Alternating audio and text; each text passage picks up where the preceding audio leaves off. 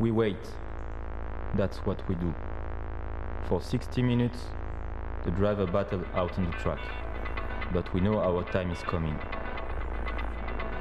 For 25 seconds, the race is in our hands. There can be no mistakes. They cost time.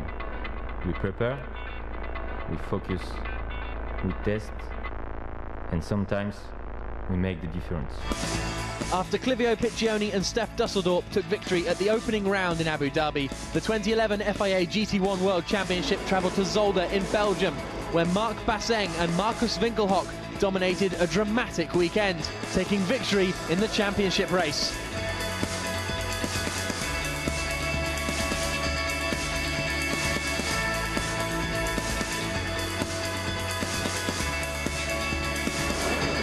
Portimao was next when Nissan began to show their strength. Lucas Luhr and Michael Crum took the victory, whilst bad luck blighted their teammates Peter Dumbreck and Richard Westbrook, picking up a puncture.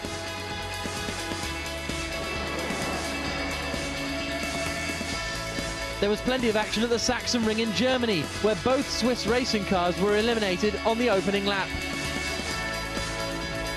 There were battles throughout the field, but up at the front, Marc Basseng's trip into the gravel allowed Christian Hohenadel and Andrea Piccini to take the win, with Aston Martin becoming the first brand to win for a second time in 2011. GT1 became the first category to use the brand new Silverstone wing for the 5th round of the championship, the arena circuit being the venue for the now infamous clash between Richard Westbrook and Stefan Mucker.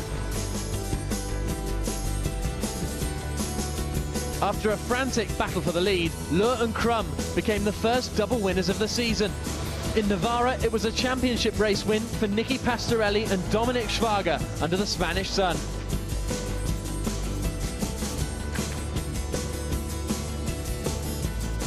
Aston Martin were hoping for good things in the south of France as the GT1 World Championship made its way to the Paul Ricard high-tech test track. But unfortunately, after a good start, the Hexis machines almost came together, with Piccioni spinning. Westbrook and Dumbreck retired with a puncture, allowing Luhr and Crum to take control of the championship with their 3rd win of the season. FIA GT1 then made its first visit to China at the Ordos International Circuit. A packed crowd arrived in the Kangbashi district to see a commanding victory for the Mark VDS Ford GT of Fred Makovicky and Maxime Martin.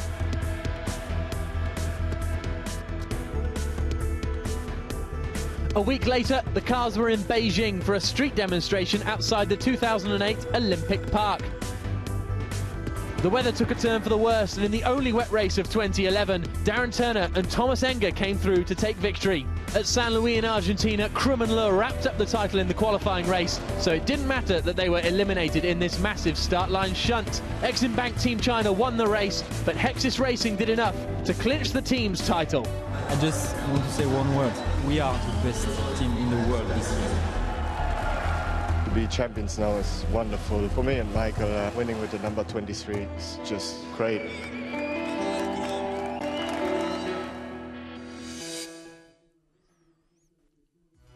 And here's a look at the 2012 grid. We've got 2 Mercedes, 2 BMWs, 2 Ferraris, 2 Audis, 2 McLarens, 2 Lamborghinis, 2 Aston Martins, 2 Porsches and 2 Ford GTs out here on the grid this afternoon.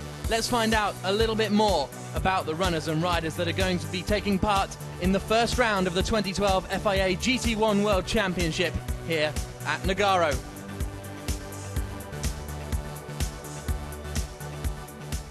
The Aston Martin brand are represented this season by Valmont Team Russia. World Series by Renault race winner Andreas Zuber will pilot the number 6 car alongside 3-time Russian touring car champion Alexei Vasilyev. After a strong 2011 in a Mark VDS Racing Ford in FIA GT1, Maxime Martin returns this year in the 2nd Aston, partnered by Russian single-seater racer Sergei Afanasyev.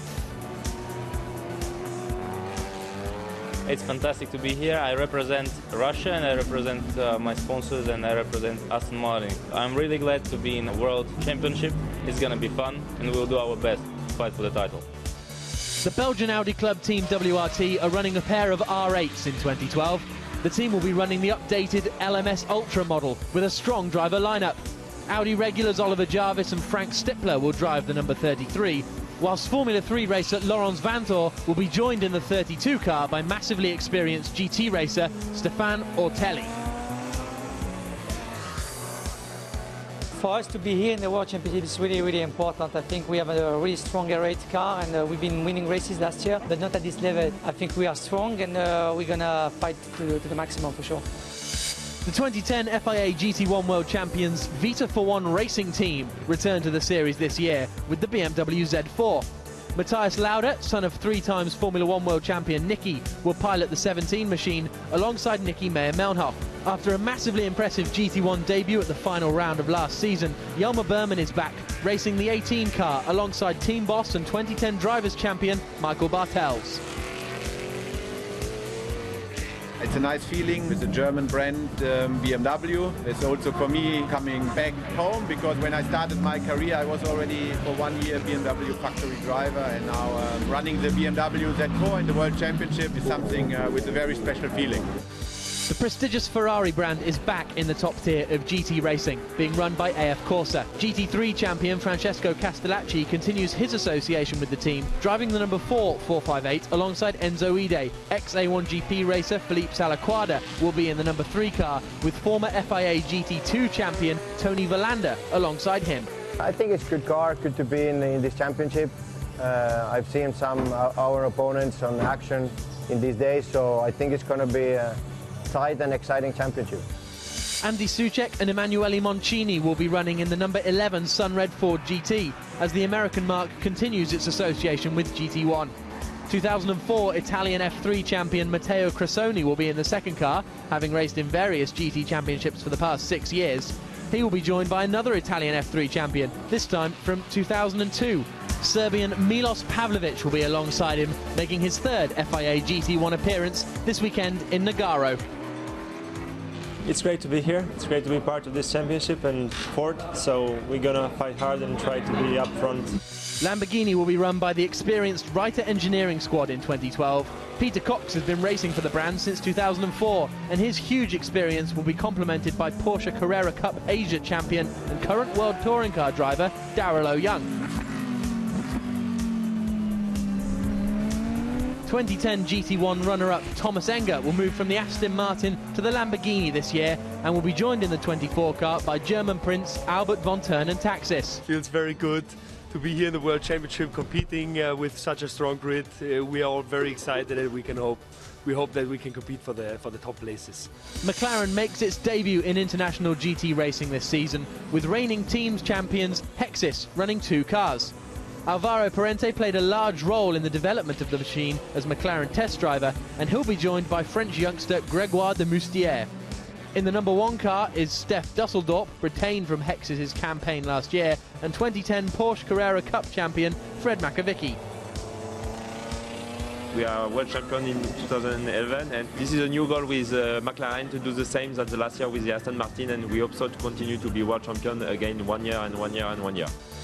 Alinkel.com Munich Motorsports continue in FIA GT1, running a pair of Mercedes SLSs.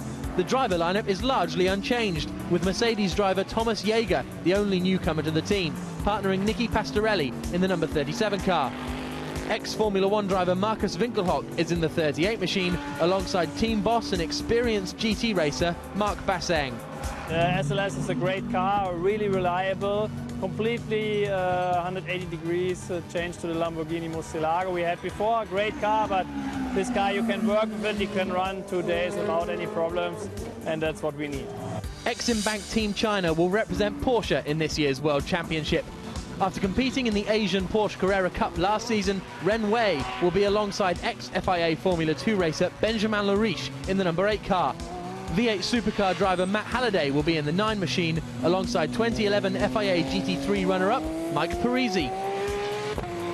I am very happy, and it's a great pleasure for me to be here in Nogaro. It's my home circuit, so I am very motivated and very happy to be here in the World GT1 Championship. It's a big chance for me, and I hope that we are going to do a good job with Matt Halliday.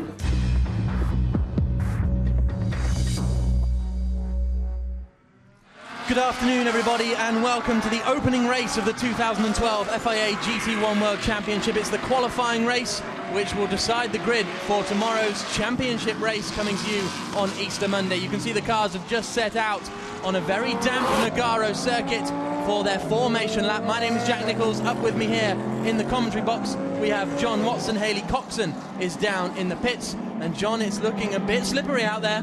Yes, indeed. You can see on the camera lens as they come through turn 4 that the rain is not falling right now, but it did fall on the out lap, and that caused a problem for some cars. It's been declared a wet race. That means teams have the option to use either the dry weather slick or the wet weather tyre, but they are also mandatorily required to run with their road lights, headlights and taillights, and just checking everybody has complied with that particular regulation. Otherwise, what happens? You get penalised. So, pole position for this race, as you can see, is that red number 3, AF Corsa Ferrari. Philippe Salaquardo will be starting that after Tony Verlander took pole position. It's driver number 2 that are going to be starting these cars. Then it's second and third place. There they are, the 2 WRT Belgian Audi Club Audis. Laurent Vanthorpe starting second on the grid. Oliver Jarvis behind him. There is the number 2 Hexis McLaren. Now the number 1 car unfortunately won't be taking the start of this race. Steph Dusseldorp went out, had a little bit of an off going to the grid. Yes, he did. He damaged the front of the car, not repairable in time. He is distraught. There you see Fred Makivicki, his teammate, consoling him. The safety car has pulled off. We wait for the lights to go out here at Nogaro. So do the drivers. 1 hour of racing begins now, and it's a very good start from the 4 Ferrari of Castellacci, but he's been bulked out. Coming through the middle is the 33 Oliver Jarvis. Can he get past his teammate? It's almost 3 wide going into the first corner. We go on board with Marcus Winkelhock a little bit further back. It is the Ferrari who holds the lead. The top 3 are still in grid order, but the number 4 Ferrari of Castellacci has dropped down a bit. Yes, and as the Mercedes has got herself up to 4th place, now one of the McLarens trying to come around. It's the Lamborghini, in fact, come around the outside of turn 4, and it really is difficult. There's still a very small amount of rain falling. But the Mercedes trying to come back round turn 5. If he can get alongside the Lamborghini as they come out, no, the Lamborghini closes the door on the exit of turn 5. Now through turn 6, flat out down the straight. Fantastic move around the outside of turn 4 by Thomas Enger, but now it looks as though Oliver Jarvis is having to go very, very defensive on the run down into the hairpin, because Thomas Enger is a man on a mission. He's super late on the brakes in that Lamborghini. Is he going to get it stopped in time? He is. Can he pull off the move? We've got the Ferrari and the McLaren going side by side. Thomas Enger has made it past. That's 2 outside passes in the space of a lap from Thomas Enger. Brilliant start from him. Castellacci desperate to find his way back up the order, as we've got a Lamborghini and a Porsche side by side as we go on board with Marcus Winkelhock. That is Castellacci just in front of us, and now Enger's going for second place. Well, there's a brave move by Thomas Enger, but of course the experience of GT racing, in fact the skill of Thomas Enger in these conditions. Brilliant move from Thomas Enger. He got the good run out of the final corner. He'd gone a little bit wide. Albert von Turnen Taxis can't believe his luck. He's going to be inheriting the second place car as things stand. So the order is Philippe Salaquardo out in the lead in the Ferrari, Thomas Enger up into second, Laurens Vanthor is in third place in the Audi, then 4th place is the other Audi of Oliver Jarvis, 5th place is Thomas Jaeger at the moment. But Thomas Enger is going to be in the lead before too long. He's right on the back of Philippe Salaquardo. He's looking to the outside line again. This is an absolutely sterling first lap and a half from Enger as we go side by side again. The Lamborghini's got the overlap, almost touching as they come under the bridge, but Thomas Enger moves into the lead. The Lamborghini team, Reiter Engineering, running the cars this weekend, absolutely delighted. And Enger, is he going to start to pull away now at the front of the field? As we go on board with Vanthor, he's going to try and get past that Ferrari.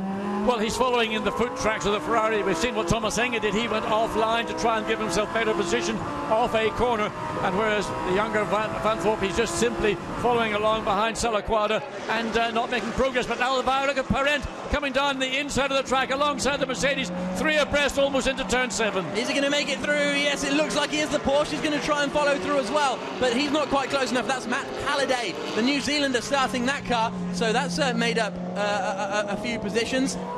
Is this going to be the move for second position here as we go on board with Vanthor around the outside of the long right-hander at turn 4? If he can just get enough power on, he'd have the inside for the next corner, but it's not working out for him just yet. Such a tight circuit here. And look at the McLaren, he's all over the Audi coming down into turns 11 and 12. Easy job done for Alvaro Parente there. nothing that the 33 machine driven by Oliver Jarvis could do. There is the WRT team not looking too impressed that they've just lost a position. There's Thomas Enger comfortably in the lead of this race in the Reiter Engineering Lamborghini, but who's in second? It is still the Ferrari, but it's side by side for third place. Vanthoor having to really defend. Parente trying to go all the way around the outside. He'll have the inside line for the little kinkies on the grass. Holds it. Laurens Vanthoor, I think, is up into second position. Yes, he is. Oh, let's look again on board. Here's the overtake. He's going to... Wow, oh, look just carried the speed, just simply carried the speed out of turn 1 into turn 2.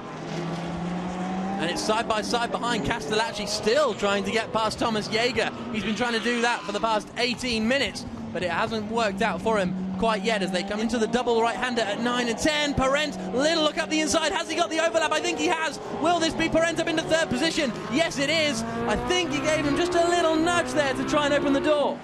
There's Frank Stippler. He's looking to take over from Oliver Jarvis. So will they use the pit stops to try and get past that Ferrari? Although it is arguable that Tony Verlander is the quicker of the two drivers. So they might need to leapfrog the Ferrari before Verlander gets in the car. Well, I think there's going to be a choice between 2 minutes now remaining before the pit lane is opened. And just a question of who decides at what point. It's a crossover time between the circumstance on the track of track conditions and whether it's better to come in early, get your pit work done. Alongside, coming up into turn 1. Yep, into fourth position, I should say, goes Oliver Jarvis. He makes it past Philippe Salaquada. Here's the move once again, coming out of turn 14. Didn't help, but he bumped the car at the end of the curve. There's a little drop-off before you get back to the racetrack, and Oliver Jarvis had the momentum out of turn 14, the easiest of overtakes for Oliver Jarvis. Philippe Salaquada pits, so does Peter Cox, so does Michael Bartels. So the three of them choosing to come into the pits very, very early indeed, as early as possible, really. Tony Verlander waving, saying, come here, Philippe, I want to go. And are those... There's certainly wets there. Which ones are they going to go for? Wets on the front. Can't believe it. Yeah, they had wets on. They had wets. I'm surprised. That's maybe part of the reason why, because I assumed from the weather conditions, although it said wet race, it was optional to start on wets or go onto slicks. But they did start on wets, and they're putting wets back onto the McLaren as well, and the Mercedes as well. Yep, so that's how things have transpired. It must be, there's hardly any spray being kicked up, so it must be really, really marginal. And clearly that's why we were seeing the McLaren coming down on the right-hand side of the straight, because they were on those wet tires. So, out of the pits goes the Ferrari, now being piloted by Tony Verlander, comfortably clear of Marc Basseng. Into the final sequence of corners. Is this going to be pit in for Thomas Enger? It looks yes, like it is. Yep. This is going to be important times for the Reiter Engineering squad. I think the Audi is going to stay out. Yes, we might have the second Audi come in of Oliver Jarvis, because I think Frank Stippler was ready in the pits. But here we go. Let's see this pit stop, John. It's very tight. You've got the Ford there, just almost intruding into the pit lane for Albert von Turnentaxis to get into the car. Thomas Enger's out. He's done a great job to get that car into the lead. Pull out, and now we see the majority of the field have opted to come in at the middle part, effectively, with the pit lane window being open. But it'll be Laurent Vanthoor who stayed out one more lap, and it'll be a little bit more difficult for Albert von Turnentaxis getting into the Lamborghini, having not driven it in these conditions, having not driven it on wet weather tires. Get dialed in, so he's got to make the best, and he's got to primarily make sure he doesn't make an error. Away goes Albert von Turnentaxis then. Frank Stippler is about to leave the pits in his 33 Audi. How quickly can von Turnentaxis get up to speed, get up to grips with this damp circuit? Is he going to be coming into the pits this time, Laurens Vanthoor? Yes, he is. So this is going to decide the lead. Can they work quick enough in the pit stops to get out in front of that Reiter Engineering Lamborghini? Stefan Ortelli, massively experienced driver, waiting to get in. Yeah, you have to think that the lead that Vanthoor has got coming in, handing over to Stefan Ortelli, hugely experienced driver in sports cars and in GTs in particular. So all they need is a clean pit stop, and the pace and experience of Ortelli will more than counterbalance the position at the effectively second place Lamborghini now in the hands of Albert von Turnentaxis will have. So let's wait and see. Let's not underrate what Albert will do in that Lamborghini. There it is, coming out of turn 12. I tell you what, it's going to be close. Yes, he's done a good job. not made a mistake. He's kept the car clean and tidy. He's now coming through the final turn, turn 14 onto the straight. We wait to see, has the Audi moved? No, it's not. The Audi's still in the pit. Wheels being attached, so Albert may well find himself in the lead of this race. He does. Albert von Taxis goes into turn 1 and holds the lead. And in fact, the McLaren got in front in the pit stops. More importantly, McLaren have got ahead in the pit stops. That's a gift for McLaren. Good job by Hexus. We've known their pit stop skills over previous years by being generally the quickest of all the teams in GT1. Here comes Ortelli. He knows that he needs to attack immediately. Looking up the inside, can he do it on the brakes? Yes, he can. Again, you can see that the Audi, a little bit of extra straight line speed allowed him to get into that advantageous position into turn 7. Here we see on the back straight, gets a small amount of two, but really it's all under braking. Ortelli on the brakes that little bit later. There you can see the standings. Well, that was an incredible opening lap and a half from Thomas Enger. Let's hear from him. He's with Haley. Thomas, wow, what a fantastic performance. You certainly took advantage of these wet conditions. Well, the boss told me that I let them look like beginners, but it's not me, it's the car. Thank you, Hans Reiter. What a fantastic Lamborghini. What a fantastic car in wet conditions and also in dry conditions, as we've seen yesterday in Q2. So I'm really happy now. Just keep fingers crossed that Albert can bring it home in the first position. But it's just beginning of the weekend. We need to do the same tomorrow. But it looks like Albert is now increasing his gap. So that's looking good so far. Thank you. Here comes Frank Stippler, challenge on for third position, trying to get past the Hexes. He's gone for it into turn 1, and he's got past Gregoire de Moussier. Hangs the door out nice and wide. De Moussier had no chance to come back. Look at this. This is about to go 3 wide down into the hairpin. This is one of the AF Corsa cars. Enzo Eid starting to come under pressure from Daryl O'Young. So O'Young has recovered fairly nicely, and he's going to get up the inside into turn 8. Good move from O'Young, but he'll be on the outside line for the next corner. They've also got Mike Parisi behind them, all the way around the outside. Daryl O'Young, he needs to do it again. Oh, he has. Brilliant work there from the young Chinese driver. Enzo Ide taking the wide line in, but another attempt. Ide will have more traction on the outside, but that Porsche is good on traction and good in a straight line. This also is going to allow Jelmer Berman to come through in the Vita Form Racing Team BMW. Look at this, on board we go with Ortelli. There is the race-leading Reiter Engineering Lamborghini in front. The problem for von Taxis is his lap times have been a bit erratic. Some laps he's matched Ortelli. That last lap, he lost 9/10 of a second. So down the back straight they come, in towards the hairpin. Both are powered by the same V10 engine. Interesting to see that neither can gain or is at a loss in terms of Ortelli a lot later in the brakes, braking on the racing line. Taxis had to brake slightly earlier on the defensive line. Can he dive down the inside into turn 10? It's a big yes. Oh, good move very there. Very easy indeed. Von Taxis did well to see Ortelli coming in his mirrors, clapping away in the WRT garage. Thomas Enger, what's his reaction? Well, Thomas little giggle, he doesn't mind. Well, look, I think he's delighted that his teammate's doing such a good job. Look at that, just drove up the inside. He didn't compromise his, because what you do with that right-hand kink is you compromise the exit in order to get the best turn in to turn 9. Ortelli just went as fast as possible through 8, got his nose up the inside and made the move stick. And off goes the number 8 car. That's Benjamin Lariche. That's Benjamin Lariche. Yeah, Mike Parisi's in the 9 car.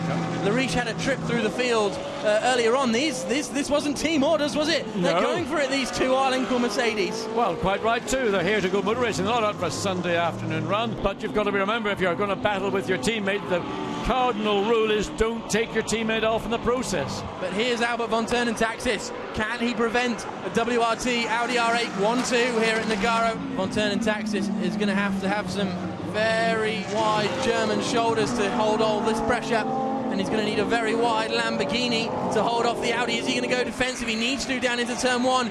He does a little bit half-heartedly. That leaves the door open. Frank Stippler glides through on the inside, and von Taxis, it looked like he was going to defend, but then... No, I mean, Stippler was quicker off turn 14, got the run across the start-finish line. The Lamborghini was on the right-hand side of the track to take the normal racing line, and all of a sudden, the Audi 33 of Frank Stippler makes a pass, makes it look really very easy, but that was a well-thought-out and a very well-executed overtake by the German driver in the Audi. We're on to the final lap of the race, and the battle for the final podium position is really going on. Albert von Taxis holding on to that third place at present, but out in front it's Stefano Ortelli through the left-hander at turn 5, then into turn 6, and here comes the attack. De Moustier around the outside. Vontanen Taxis needs to be careful on the exit because the McLaren is going to get a much better drive. He's done a decent enough job. He's going to need to force the McLaren to the outside on the run down into the hairpin. But the McLaren just doesn't have it where it counts on the straight. We know that the equivalency that every car has got to be adjusted by has hurt the McLaren in a straight line. He's got the indicator going, the right-hand indicator. So busy is he in the cockpit, he's clipped it with his hand. I know we should call this McLaren the McLaren Ronzo. That's a great plan. You should suggest that one, Watty. I know that. I know how that will go down in Woking. Not very well. Into the final sequence of corners. Is this going to be the last opportunity? Surely into this hairpin. Down into the right-hander. Is De Moustier going to be close enough? I don't think he is, you know. Vontanen Taxis may just hold on to this third place. Stefano Ortelli, after an impressive start from Laurent Vanthor, closed down the gaps in front of him, made the moves where it matters. Ortelli came into the car and is going to win the qualifying race here at Nogaro. The checker flag falls. Stefano Ortelli and WRT Audi delighted with the win, delighted with second, and it's Albert Vontanen Taxis holding on to third position after a magical opening lap from Thomas Enger. Third place for the Lamborghini. McLaren in fourth position in the hands of Gregoire de Moustier. Tony Verlander, there he is. He's going to come home in fifth place in the AF Corsa. Ferrari took pole position yesterday. The WRT team very, very satisfied.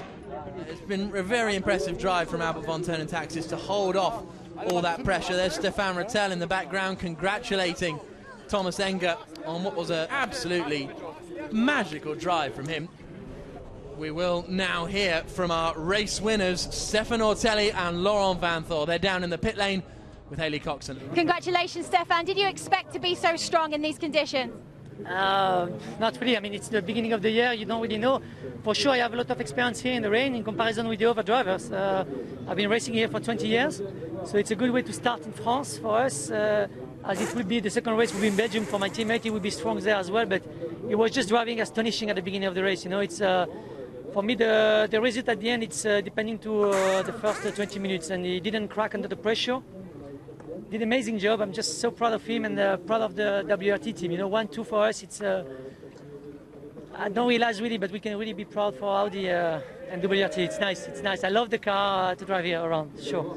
So very happy driver pairing up at the front there for the 32 Belgian Audi Club team, and Stefan Ortelli and Laurent Vanthor really proving that they are a force to be reckoned with. And of course that means that we have a front row lockout. Those drivers, but also will be joined on the front row by Oliver Jarvis and Frank Stippler. Congratulations, Frank. What a result for the team, a 1-2. Do you think you're going to do this well in the second race? Well, that's perhaps the target, but we try to score some points as well, and I'm quite happy to be on the podium with the other two guys. Stefan did a great job. He told me in the beginning of the weekend that he was an instructor here 20 years ago, so there was some kind of an issue if we can beat him here, and he did a good job. Lawrence as well. I think the whole team, Ollie as well in the beginning of the race, and I tried to close the gap later on a little bit, but I had to struggle with my rear tires. I fade away a lot, and just as I kept the Lambo, I tried to keep the second place. Thank you, guys. Let's hear from Albert Vontanen Taxis and Thomas Enger down in the pits with Hayley. Congratulations, Thomas. It's goodbye, Aston Martin. Hello, Lamborghini. Yeah, hello, Lamborghini. What a tremendous car. You could see in the first stint it wasn't me driving, it was the car driving me, and that's why I was so fast. I mean, great job from the guys in the pits, great job from the whole right engineering, great job from Albert as well to hold up the third position because our rear tires were going away. If it's raining, we could be flying even more than we were, but thanks for this result, and we can't wait for tomorrow to repeat or even make a better result. Albert, it was hard to keep the McLaren off you there, but you made it, and it's a podium finish. I can't say how happy I am. It's first race in the World Championship, and we finished on the podium. I'm just incredibly happy, and I'm incredibly honored to drive with Thomas, who has made a first stint, which was more a miracle than a race. And I'm just glad that I managed to bring the podium home. Otherwise, it would have been a tough day for me. And thoughts for tomorrow? Well, we take it from third position, so that should be an exciting race. I hope for a podium finish again, of course.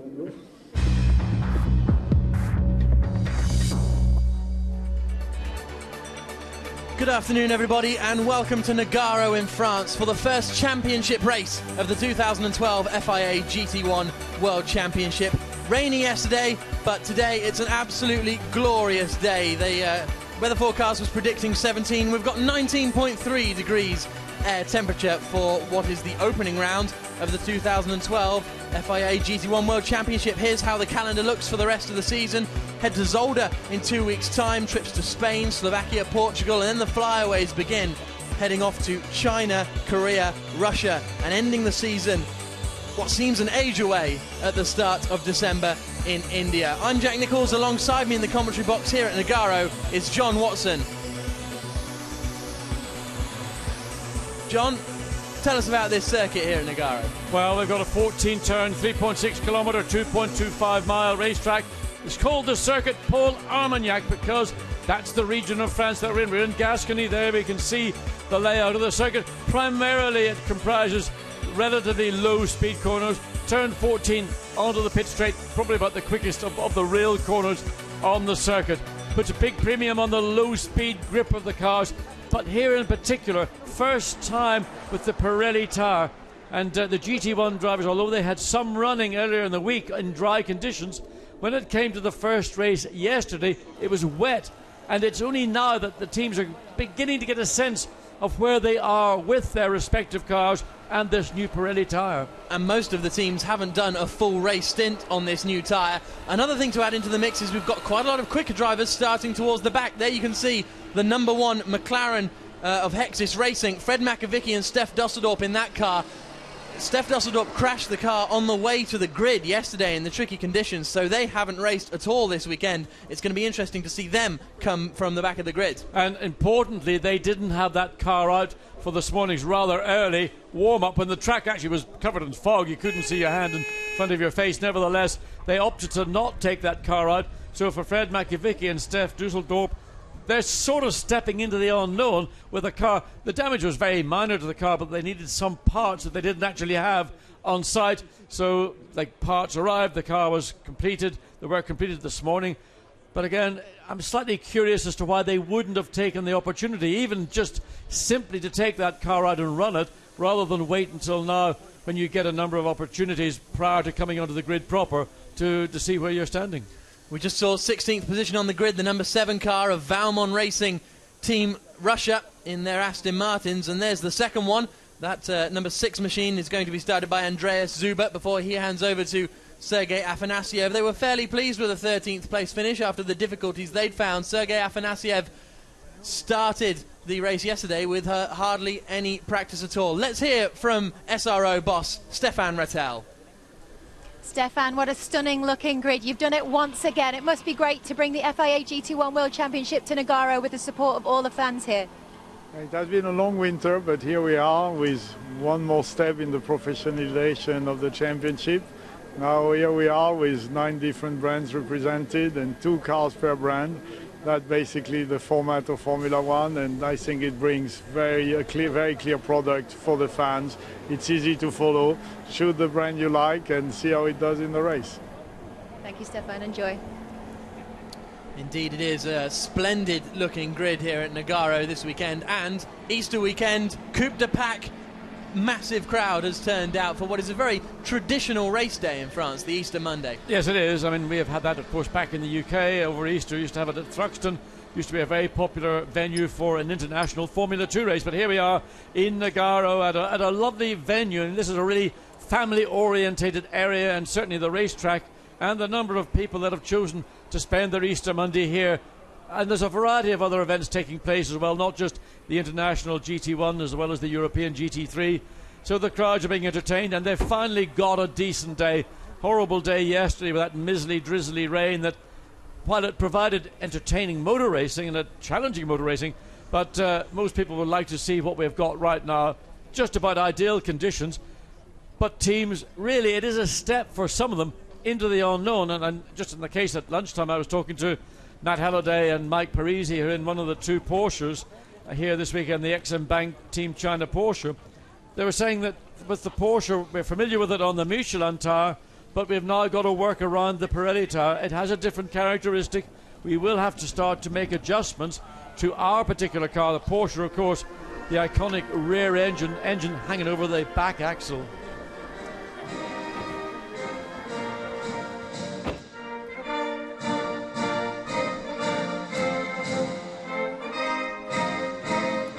So as we get the French national anthem here at Nogaro, the crowd are on their feet. We saw a little clip there of the Vita For racing team in their BMWs. Their grid positions have actually been swapped from their finishing positions yesterday, because after the race, the 18 Vita For racing team car of Jelmer Berman and Michael Bartels was given a post-race 30-second time penalty for failing to switch off their engine in the pit stop. So that's why they are in a different order, but it's still an all Vita For racing team, 6th row on the grid. There you can see the fans dangling over the pit building here, looking down into the pit lane. There is Enzo Eid. He's going to be starting that car now. Just saw Enzo before he got in. He said he thinks there might be a bit of trouble at the first corner. It's going to be, there's a lot of quicker guys coming from the back. It's going to be very tight. He's just hoping to get through. Well, so far this weekend, be it in practice, qualifying, races on Sunday, and here, in fact, in the GT3 European event earlier in the day, we've had very clean racing, unlike what we saw particularly in GT1 last year, where it was very often just nothing more than a crash fest. So everybody's been advised that, we want to put on a show for the public, and, into turn one, where very frequently the incidents occur, remember that this is a 1 hour long race. But as you mentioned, Jack, there are quicker cars towards the back. They will want to try to take every opportunity to get through at the earliest chance they can find, and in some cases that means making the chance come to you. But this race is an hour long. It's going into the area where people don't yet know how good that tire will be for their car, so we have to find out. Let's hear from Alvaro Parente. He's with Haley. Alvaro, different conditions today, starting on the second row. How do you feel you're going to do? Now we're feeling confident, looking forward for this race. Greg is starting, and we're just going to try to keep out of the confusion, and hopefully there'll be none, and try to be on the pace and have a good first stint, and then when I jump in the car also try to have a clean and fast stint and see where we finish, so we're taking it easy, focused, and trying to do the best job we can. And are you happy with the pace of the McLaren in the dry conditions? Yeah, well, it's a perfect time to see, isn't it? But we're working hard. Everyone, McLaren, the cars, fantastic. The team is doing a fantastic job. The drivers are pushing hard also. The boys in the garage, working in the pit stop. So, yeah, why not? We'll see what happens, today, and look forward for this race, definitely. Thank you.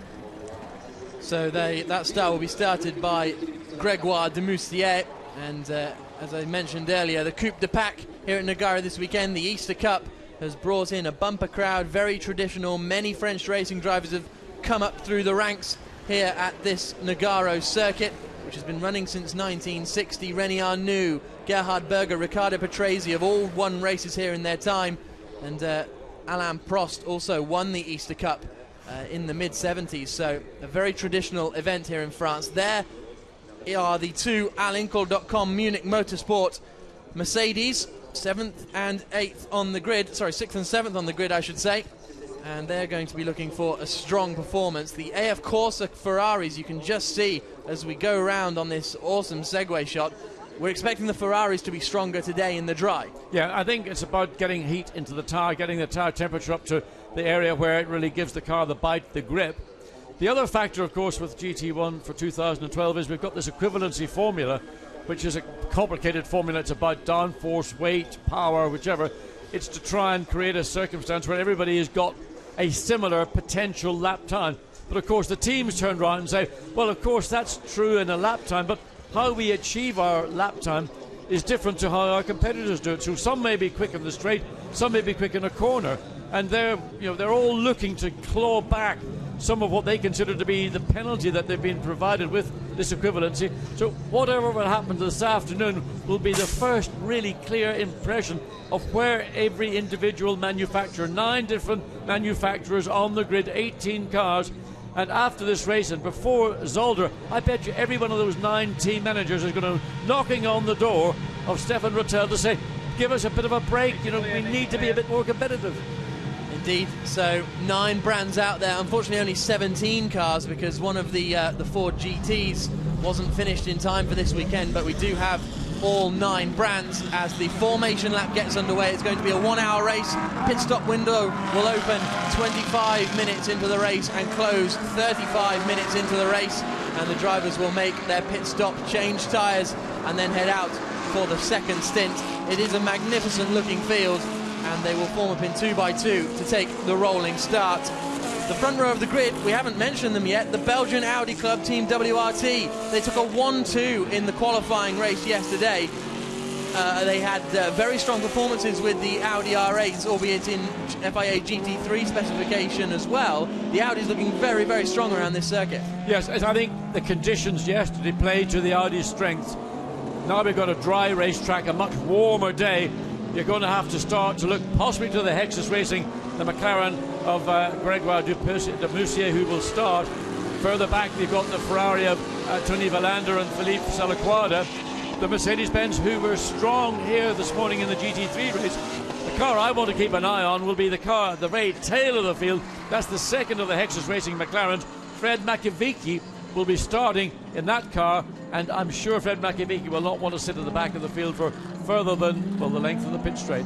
Shout out to 9th place Team Exim Bank China Porsche driver Mike Parisi. He is the local expert, really. Well, we heard Stefan Ortelli say he's been racing here for 20 years. He was an instructor here 20 years ago. But Mike Parisi is from just down the road in Po, and he knows this circuit very well indeed. And he will be starting 9th on the grid in the Team Exim Bank Team China machine. That's the hairpin down the bottom of the straight, where we're expecting to see the majority of the overtaking taking place. I mean, we saw some interesting moves yesterday, but that could have been predominantly because of the weather. Well, there are 3 places that we've seen overtaking. One has been into turn 1 and the lead into turn 2. The other has been at the end of into turn 7 at the end of the straight, and the third has been at this part of the lap that we're coming down to into turn 11 and 12. If you can get a good run out of turn 10, there's a little dog leg to the left, then a brief straight, and we've seen some drivers been able to get alongside as they come down into turn 11. There we see the cars now filtering through turn 12. There is the old pits on the left of your screen, and I mean, a really atmospheric racetrack here at Nogaro, and the new pits now in its 2nd year of usage, but there's a lot of nostalgia in those old pit lanes. But the nostalgia will soon be forgotten because we're about to have 9 brands take to the track for the first championship race of this 2012 FIA GT1 season. We wait for the lights to go green, and we're away. On board we go, straight away with the 38 car of Marc Basseng. He's trying to find a way through. It's a good start from the Aston Martin towards the inside, but Stefan Ortelli holds the lead as they come into turn 1. It looks as though the McLaren's trying to squeeze from the inside for 3rd position, but currently it is still the Ferrari of Tony Valander that's made his way through. Look at Fred Makoviecki. He's made up about 7 or 8 places already. There you on board with the McLaren car number 1, and it's come from the back of the grid. He's going all the way around the outside. Light contact with one of the Mercedes on the exit of turn 4, and then we've watched from down in the inside alongside, I think it might have been the Peter Cox, Darrell Young Lamborghini. That's an astonishing start from Fred Makoviecki, but meanwhile Frank Stippler is going to have to be coming under a lot of pressure now, and Tony Valander's trying to go around the outside on the brakes. That's going to be a tough ask. He's still stuck his nose in there in the Ferrari. We'll wait and see how that transpires. Rest of the field filtering through down to the hairpin. He's gone around the outside of the hairpin, Tony Valander. Fantastic move. A lot of action on the opening lap. So far it's all been clean, other than the very mildest of touches running behind that Exim Bank Team China Porsche, coming down through the turn 10 down into 11. Nobody trying to dive down the inside defence from the Porsche, trying to prevent the Mercedes from making it through into turn 12. Marc Basseng then exiting into turns 13 and 14. He is behind Mike Parisi then, which I think is a reverse of the positions in which they started. But Stefan Ortelli already pulling out a little bit of breathing space over Tony Valander. Tony Valander, of course, quickest man in qualifying on Saturday, so he's got plenty of pace around here. Mike Parisi then has gone from 9th to 6th. That's a pretty good start. Fred Makoviecki, though, has gone from 17th to 9th in the opening lap. Yeah, and that was all basically done on the pit straight, how he got the jump on everybody else. But I think there was a little bit of bunching going into turn 1. Fred Makoviecki took the long way around, took his opportunities and made up those positions. And that's the best part of a 7-car place jump he's had. So on board with Marc Basseng, desperate to try and find a way around Mike Parisi, but those tight and twisty sections up in the first sector of the circuit, not quite enough. It looks as though a little look out from Tony Villander. He's going to be challenging for the lead before too long. Fred Macavicki was looking like he was trying to get past Nicky Pastorelli on the run down into the hairpin. He's on the outside of both the Al Inkel cars. And the McLaren goes around the outside of one of those two Al Inkel cars. I think it was Nicky Pastorelli that Macavicki was trying to find a way past. He didn't quite make it. Didn't make it. He got alongside on the exit, but Nicky Pastorelli had the car to deny Fred Macavicki that position. Fred Macavicki then is absolutely flying at the moment out there through the right-hander at turns 11 and 12, then back out towards the new pit straight. But the top three have pulled a little gap over the McLaren, who's acting as a bit of a traffic jam, slowing down Enzo Eid, who's made a very good start as well, 10th to 5th for Enzo Eid in that AF Corsa car. So it's the top three have started to pull away. Then from 4th backwards, we're getting Demoustier, Eid, Mike Parisi, Marc Basseng, Nicky Pastorelli, Fred Macavicki and Darrell Young completing the top 10. And this is going to have to be a very wide drive from Demoustier. And Enzo Eid is putting a lot of heat onto the McLaren, driven by Gregoire Demoustier coming into turn 4. And in a sense, the McLaren right now appears to be backing up these three cars, the Ferrari, the Porsche, and the two Mercedes, and in effect bringing along Fred Macavicki in the second of the two Hexes McLarens to become a part of a 6-car race. So they head out down the back straight once more. Are any of them going to be close enough to slot into the slipstream? You can see a fantastic queue of cars making their way down the back straight. It looks as though one of the Valmont racing cars, Maxime Martin, was about to get through. Mike Parisi having a little look towards the inside of Enzo Eid. Eid, one himself, has gone up the inside of the McLaren, and I think the Ferrari has passed the McLaren. It is, and Mike Parisi is going to try and follow through into the left-hander, and he does so. So 2 positions lost in the space of 2 corners. He's been shuffled out. Demoustier on the grass, dropping down the order. His teammate might be past him too. Yeah, all that began at the end of the straight where he lost the first position to the Ferrari, and then he was out of position on the racetrack, and he just got simply bullied out of the way. But that's what motor racing is about. You create your own opportunities, you make them happen for yourself, and then we now got the two McLarens running nose to tail, but Gregoire Demoustier, the big loser out of all this on lap 3. 8th and 9th now for the two McLarens. There are the top 3 then. They're still enraged in their own little battle, only half a second between each of them, but now it's going to start to spread out potentially, because we've got Enzo Eid in that AF Corsa Ferrari that we think will work very well in the dry. He's got some clear air. The other big loser on the opening laps of this race. Oh, the number 1 McLaren into the Fred pits. Macavicki, after a genius start, engine off, and well, no doubt Haley will be legging it down there as fast as she possibly can to find out what's going on down there, but that is such a shame for the Hexes McLaren team. Yeah, just to go back to what I was about to say, that the other big loser has been the Thomas Henger, Albert von Thurn Taxis, Lamborghini Gallardo. They started in the second row of the grid in 3rd place. They're now all the way down to 15th place. And no obvious reason other than, again, maybe Albert von Thurn Taxis in the opening laps just found himself like a pack of cards being shuffled out of the hand. Yeah, quite possibly. Just found himself on the outside at the long right-hander at turn 4 or something like that. And the Hexes crew going straight to work in the back of the car. That's where I think that's where the turbos are located. Certainly there's the exhaust system from which the turbos come, and they're buried right down low in the chassis, and it looks to me as if that's the area that they're looking at. Yeah, it certainly looks like it, doesn't it? I mean, the incident they had yesterday, the crash yesterday, was the front end of the car, so presumably it wouldn't be affecting, that wouldn't be why they were looking in the back. Let's hear actually from Steph Dusseldorf. He's down in the pits with Haley. Maybe he can tell us what's going on. Steph, unfortunately you're stuck in the pits after a fantastic start. What's going on with the McLaren? We have some problems with the throttle response. Another electronic problem, I think. What it looked like, but I'm not sure yet. We have to see. Have you had an issue with it at all at any point this weekend? Electronics is not the best case so far, so there's still some things to improve, and unfortunately we have some more problems. Yes. Thank you. Well, I know that there are a number of improvements in process right now to improve drivability, throttle response, economy. But when they took the engine cover off and then that other cover that's over the exhaust system, to me they were looking down in the region of the turbos. Now whether the problem is, you know, a secondary problem, or well, look at that. Eze goes wide. Enzo Ede gets all out of shape under braking for turn 9, and Mike Parisi, who was putting him under pressure, so close to darting through. The back end of the Ferrari just snapped, and all of a sudden Enzo Ede was having to get out of the throttle, control the car. Mike Parisi saw that, tried to make space for himself, but couldn't. But there is real pressure. Of course, Mike Parisi is the local man. He's won goodness knows how many times here in Nogaro, and he wants to put all that knowledge to good use to get his Porsche, the ex-Bank Team China Porsche, further up the field. Currently in 7th place. 7th place. Fred Makovic not looking like a very happy man as he storms out the back of the garage. Into turn 1 they come then. This is ultimately the battle over 4th place, which I think would please the ex-Bank Team China squad massively, and Mulner Motorsports, who are actually running the Porsche. There's Francesco Castellacci. Hello, that's Enzo Ede's teammate, and this battle is backing them up into Marc Basseng as well as they head into the left-hander at turn 5. The Porsche, we know it's pretty quick in a straight line, so don't be surprised if Mike Parisi can launch an attack coming down this straight. We go on board with Marc Basseng. Best seat in the house to watch the attack. Ede's going defensive. He's going to force Mike Parisi to the outside once more.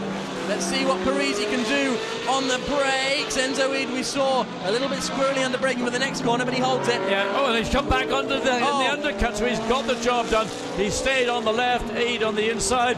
Consequently, Enzo was not able to bring his Ferrari back across, and Mike Parisi again, just years of track experience. In fact, I thought he was 7th, he was 5th. He's now up to 4th on the 6th lap.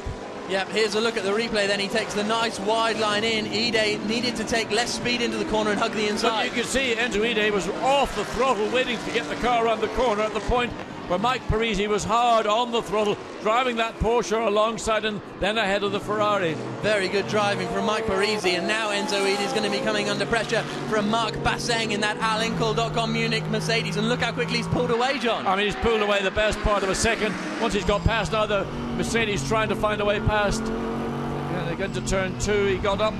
Well, there's not really enough room there to make a pass unless you're alongside prior to going into turn 1. Otherwise, you just got to be patient.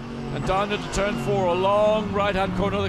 The Ferrari is all over the shop. Yeah. Enzo Ede is really struggling to get consistency. Again, runs wide in the middle of turn 5. Going to give the Basseng car an opportunity to get close to the Ferrari coming through turn 6 onto the back straight. So down towards the hairpin they go once more. And he's not really going to be close enough, is he, Marc Basseng? I think it's in the corners where the Ferrari is struggling. That's got to be the opportunity as they come under braking for the hairpin. This is where Ede struggled last time. He's looking all right here. It seems to be the slower corners. He just can't scrub the speed off quick enough. Let's see how he is with the apex here. He's starting to get it together now. Maybe he just got a bit flustered by that move from Parisi. I think there's a lot of pressure for Enzo Ede as he was on that last lap, and Mike Parisi did give him a good workout. Now waiting to see whether Marc Basseng can do a similar kind of thing. I'm not persuaded that this particular 458, it looks very twitchy between turns 11 and 12, and if a driver is not confident, therefore he's never going to be able to use the car and get the performance out of it. And Marc Basseng has got an opportunity again in the exit of 14. If he gets a good drive, he could put himself alongside. Didn't get enough of a drive, so yet again on to lap 7. We wait to see whether he has to start the process all over again through this sequence of slow second gear corners. We've seen a few times already this race the Alinkel front headlights flashing repetitively, and that's not actually the driver flashing them repeatedly. There's actually a button in the cockpit that you can press and it will just flash the lights constantly, which is quite interesting to try and put off the driver in front of you. How effective that is, I'm not sure. There are our lead 3 then. It's still all to play for up at the front, frankly, because the top 3 only separated by 2 seconds. Interestingly, Mike Parisi, now he's clear of the Ferrari, has just set his fastest individual race lap. And in fact, that's just literally a 1/10 of a second away from the overall fastest lap currently held by race leader Stefan Otelli, who's got a 1.5 second advantage over Valander in the Ferrari. Yeah, he was fastest of anyone on that last lap, Mike Parisi. As we go back on board then with Marc Basseng through the left-hander, then down under the bridge. And Obviously you're sitting very low in these cars, probably a little bit lower than this camera position is. I was sitting in this cockpit just about an hour ago. Mark let me have a sit in and showed me all the switches down here, but he says once the race actually starts, you don't touch any of the switches, don't look at any of the buttons, you go for it. Yeah, I mean, the driver's job is fundamentally to do what's ahead of him.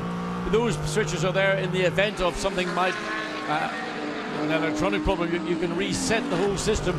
That's what the buttons are there for, but you don't need to take your eye off the road, other than if you're in an extreme situation whereby you're trying to get the thing refired. So this is the battle still over 5th place. Enzo Ide in 5th place in that AF Corsa Ferrari, getting all out of shape on the brakes. The back end does not look happy when he gets on the brakes. 6th place then is Marc Basset. They don't look happy. My boy, what's happened to my boy? They don't look happy either in the AF Corsa Ferrari garage. And I'm surprised we're not seeing Nicky Pastorelli catch up to the back of them a little bit more than they are, because it's clear Marc Basset is being held up by Enzo Ide, but he just can't find a way through yet. No, and I think, again, we're beginning to explore a territory that really no one has been into so far this weekend, and that's dry running on a warmer day and a probably substantially warmer track than at any point over this weekend. And that will have a bearing whether cars have been set up by chance correctly, or maybe they're just that little bit uncomfortable. Very much the case, I would say, with Enzo Ide, who is having to battle pretty hard with that current 5th place Ferrari.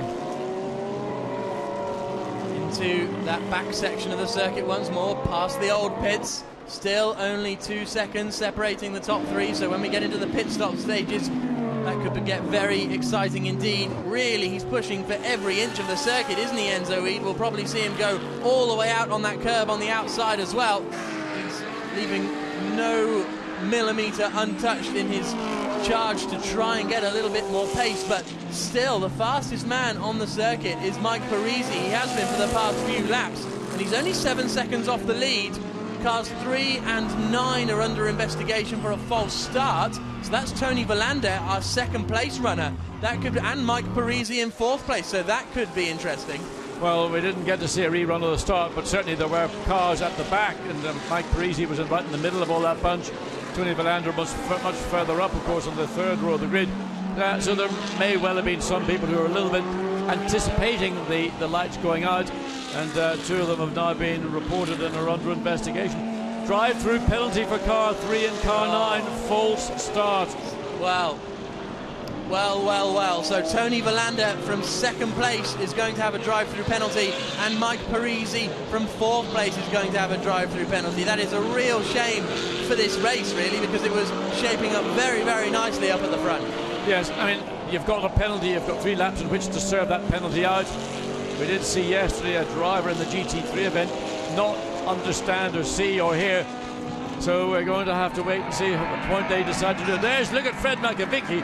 He was absolutely flying, but you can't really tell about the Ferrari or the Porsche to see whether they, I mean, obviously the stewards could tell, but from that head-on shot, it was too long a shot. The cars were too compressed. Clearly, they saw full starts from number 3, the Ferrari, number 9, the Porsche, but Fred McAvicky was the one on a charge from the back row of the grid. The lights were green when Fred McAvicky went for it, to be fair. You could see just up at the front that the lights had gone green, and that's a mega start down into the first corner.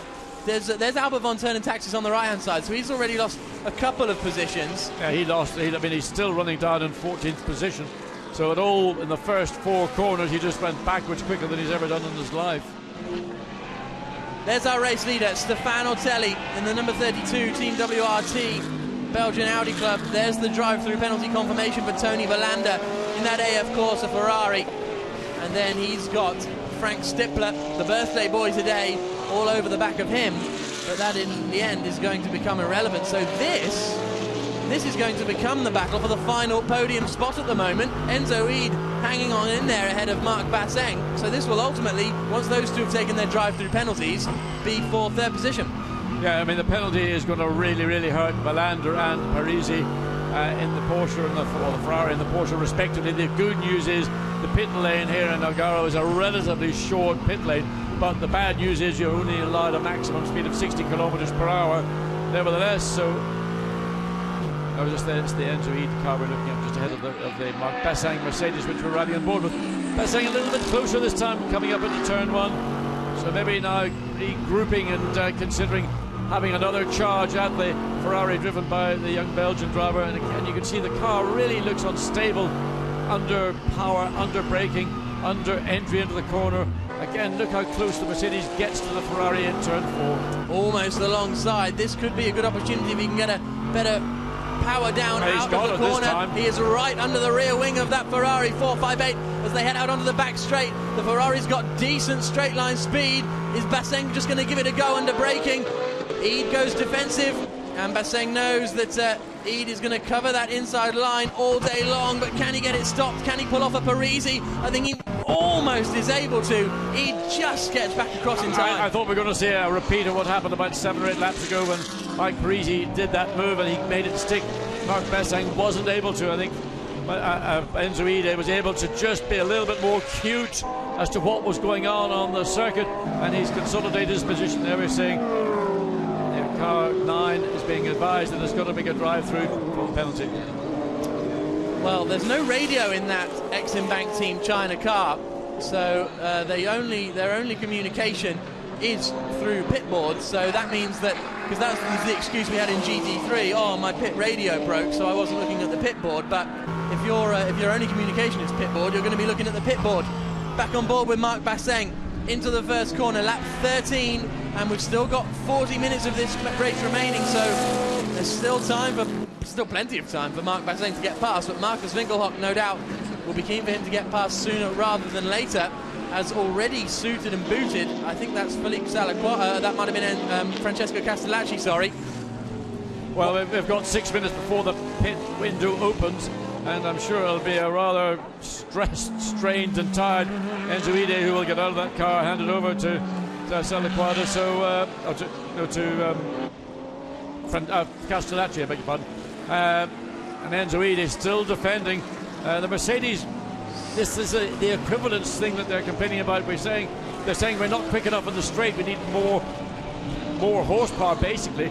You can see the Ferrari comfortably able to pull away from the Mercedes in a straight line when the Mercedes was clearly much quicker off turn 5 and turn 6. There's been a change for second place. We haven't spotted it, but on that last lap, Tony Verlander in the number 3A of Corsa car lost 4 seconds for some reason, and as a result, Frank Stippler is now up into second place. So it's an Audi 1-2. Verlander still has that drive-through penalty to take as well. But yeah, that change happening somewhere out there as we watch. In comes Mike Parisi then to serve his drive-through penalty. This promotes these two up into third position, I think. And Verlander, has he come into for his drive-through as well? Yes, he has. So both the drivers have come in for their drive-through penalties. So the order now, those two matte black WRT Audis out the front, first and second. Enzo Ide is now in third position with Mark Basseng behind him in fourth. Fifth is Nicky Pastorelli, and we'll have to see where those drive-through penalty victims come out to give you the rest of the order. Well, one thing's for sure, there's going to be a closeness on the racetrack between the Ferrari of Verlander and the Porsche of Mike Parisi, and in fact I think that's what you're seeing, that is probably the Verlander Ferrari as it comes down to, is that number 5, and then no, that's Enzo Ide, I beg your pardon. So the Ferrari there's the other Ferrari. And where's the Porsche? There is the Porsche. So in the middle of those two is Maxime Martin in the Valmont Racing Aston Martin. So that's good to see, because there were concerns about the Aston Martin's pace at the start of this weekend. Didn't have much track time, but at the moment running in 7th place, Maxime Martin. Oh, and that is Benjamin Lariche going in very, very deep indeed, as he is involved in a battle, I think, with that's Albert von Turn and Taxis, isn't it? So this is down for 14th position, Albert von Turn and Taxis. Nicky Meyer-Melnhoff up in front in 13th. And that battle going pretty hard down into the hairpin. Yeah, but at least it looked like they were actually motor racing, although it may not have been quite as straightforward as that, but it did look like motor racing. On board with Yelmer Berman, he's behind Darrell O'Young. Darrell O'Young up in front in that Reiter Engineering Lamborghini. Out onto the start-finish straight they come. Yelmer Berman, great to see him back in FIA GT1 after winning his only race of GT1 last year. Very experienced single-seater driver. In 2006 he was 4th in British Formula 3, which when you find out that he was behind Mike Conway, Oliver Jarvis and Bruno Senna, you realise the kind of calibre of driver we're talking about here, but he is currently at the moment in a scrap over 10th position and the final points paying position. Is this the chance for Marc Basseng? No, Enzo Ede has got it covered, and Basseng's got through actually. Basseng has gotten through. That's Pastorelli. That's Pastorelli now, so somewhere we didn't see as we're watching the battle further down the field. Marc Basseng did finally get the job done on the Ferrari that he's been pushing all the way, looking for a gap, trying to force the error. It may have occurred when they were making the involving car number 7, which is the Maxime Martin. Whether that is the case or not, we wait to see whether Nicky... There we go. Turn one again. Oh, or was it? No, it wasn't. He had the inside line. Is Enzo Ede just going to go too deep in defence? Yes, he is. And Basseng will simply drive around the outside. Yes. Oh, a bit of contact possibly there. But Enzo Ede got out of shape, but good move. Yeah, but what Marc Basseng did was he forced Enzo Ede to go much deeper into the corner than he had chosen to do, and consequently he couldn't make the apex and was forced to run wide, which then allowed Marc Basseng to come up the inside and take away that position into turn 2. Maxime Martin still running strongly in 7th position, behind Tony Villander but ahead of Mike Parisi. And now we're going to get the position. Enzo Ede in that AF Corsa Ferrari is going to back up Nicky Pastorelli into Ede's teammate Tony Villander, who's one of the quickest drivers out there, as we said earlier, quickest man in qualifying. And we've now got a nice, what is that going to be, 5-car train? Yeah, 5-car train heading down, all battling over 4th position. But look at the movement. Mercedes one way in the middle of the Ferrari sandwich. Tony Villander looks to try and find a way down, thinking about going down the inside, but not anywhere near far enough up to attempt it. But we know that the Ferrari is quicker than the Mercedes down the straight. But overall, the lap time of these two makes is pretty much even Stevens. It's just where you've got that performance advantage. Almost a move for Jelmer Berman there, right up behind Darrell O'Young. But it didn't quite come off for him down into the hairpin. He looked like he'd thought he'd got alongside, but the Lamborghini was just strong enough on the brakes. And then further back, we've got Albert von Turnentaxis, Nicky Mermelnov, and the ex-Bank Team China Porsche of Benjamin Lariche, still doing battle over what is ultimately 13th position in that V1 racing team, BMW. 1 minute to go before the pit lane opens. And I wonder who will be the first, and my suspicion is it will be car number 4, the Ferrari of Enzo Ede. He will hand that car over to Castellacci, Francesco Castellacci. Across the line they come then, and it's going to be interesting, as you say, to see when they pit. You would have thought that that Enzo Ede would be pitting fairly early on, because he really does seem to be struggling for pace in that Ferrari at the moment. He wanted to get through the first corner cleanly, which he did manage to do. Mike Parisi is about to make a move on Maxime Martin, looking out of the window, but when will either of these two Audis come into the pits? Because Stefan Ortelli, surely they're going to leave Stefan Ortelli out for as long as possible. Parisi goes through past Maxime Martin, down into the hairpin. Another clinical overtake from Mike Parisi, showing his experience. And his teammate's about to go side by side into the hairpin, I think, looking out the window. Here we go, Benjamin Lariche, is he up the inside? We cut away before we found out. There's our race leader. And stays out. The pit lane is now open. He could have made a very early entry into the pit lane, be the first within about 10 seconds of an opening, but both, in fact, first and second place Audis, as they chose to do yesterday, they're staying out on track. Now, is Enzo Ede going to come in? Will Nicky Pastorelli come in? Yeah, he is. Yeah, and they both come in. So this is going to be a straight. That was close to cutting the white line, they clipped the white line. Whether that will be seen as an offence, we have seen cars penalised for going over it. Whether you clip it is considered going over or not, we wait to see. Talk about a pit stop battle. Look at this, Francesco Castellacci getting ready. And I'm expecting to see Enzo Ede being poured out of the Ferrari, but he's out of the car and he's giving Francesco Castellacci a hand to get back in. So maybe I'm over-egging the pudding at the minute, but certainly Enzo Ede was under a lot of pressure throughout that 25-minute stint in the Ferrari. So which of these two cars in the battle for ultimately 4th position is going to get out first? Enzo Ede still up on the jacks. Is this the final wheel for Al Inkel? I think it is. Oh, this looks a bit clumsy and slow from AF Corsa, and it's comfortable for Nicky Pastorelli. Yeah, very much so. I mean, we saw that there's the Castellacci Ferrari now moving. There was confusion around the rear wheel change on the left rear of that car, whereas the Mercedes had a slightly more seamless stop, and they've gained an advantage. McLaren in, but that doesn't look like there's an awful lot of what's going on. One of the problems with the McLaren, I understand, is that it's slow. You've got to come in and turn the engine off, and when you refire the car, it doesn't fire up as quickly as some of the competition. Again, that's something that's work in progress at McLaren to rectify that issue. But you know, all the time that you lose waiting for the thing to fire up, to be 2, 3, 4 seconds, it's time that's really hard to make up on the circuit. So that's now Alvaro Parente at the wheel of that McLaren.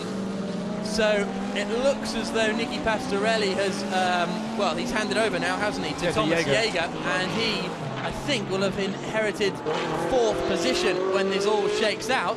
But that depends on how quickly Marc Bassin can make his pit stop, and Tony Verlander as well. That McLaren's going very slowly down the back straight, isn't it? I think if we can pick up the McLaren heading down towards the hairpin, it's going very, very slowly indeed. We're continuing to watch Stefano Ortelli into the double left-hander. Will he be pitting? As I said before, surely you will want to leave him out for as long as is possible. There's the McLaren, well, just behind Marc Bassin. You will see the McLaren coming through at an absolute snail's pace. There we go. There it is. And not looking good. No, there's a problem, unfortunately, with the McLaren. They had a pit stop, whether that was their scheduled pit stop, but it happened to fall within the pit stop window. And that car now really struggling all the way around the racetrack. Very disappointing indeed, because we'd hope to see Alvaro Parente do something a bit special in it. Ortelli in, race leader. Stefano Ortelli comes into the pits, and that means that the lead is inherited by Frank Stippler on his 35th birthday. And can he put in the kind of lap times that it is required to leapfrog Stefano Ortelli potentially? The two Audis were doing lap times of just below the moment at 30.29.7, 29.8.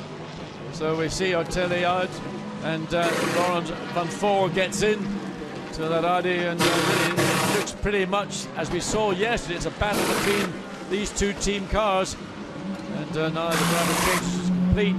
It's the left front. The gun gets onto it, and then it's just remove the left rear. Oh, and the gun spins off the nut. The nuts, of course, are on the wheel as it goes on to the hub, so the gun just has to literally reattach to the nut and spin it up, and it's locked. So away goes Stefano Ortelli.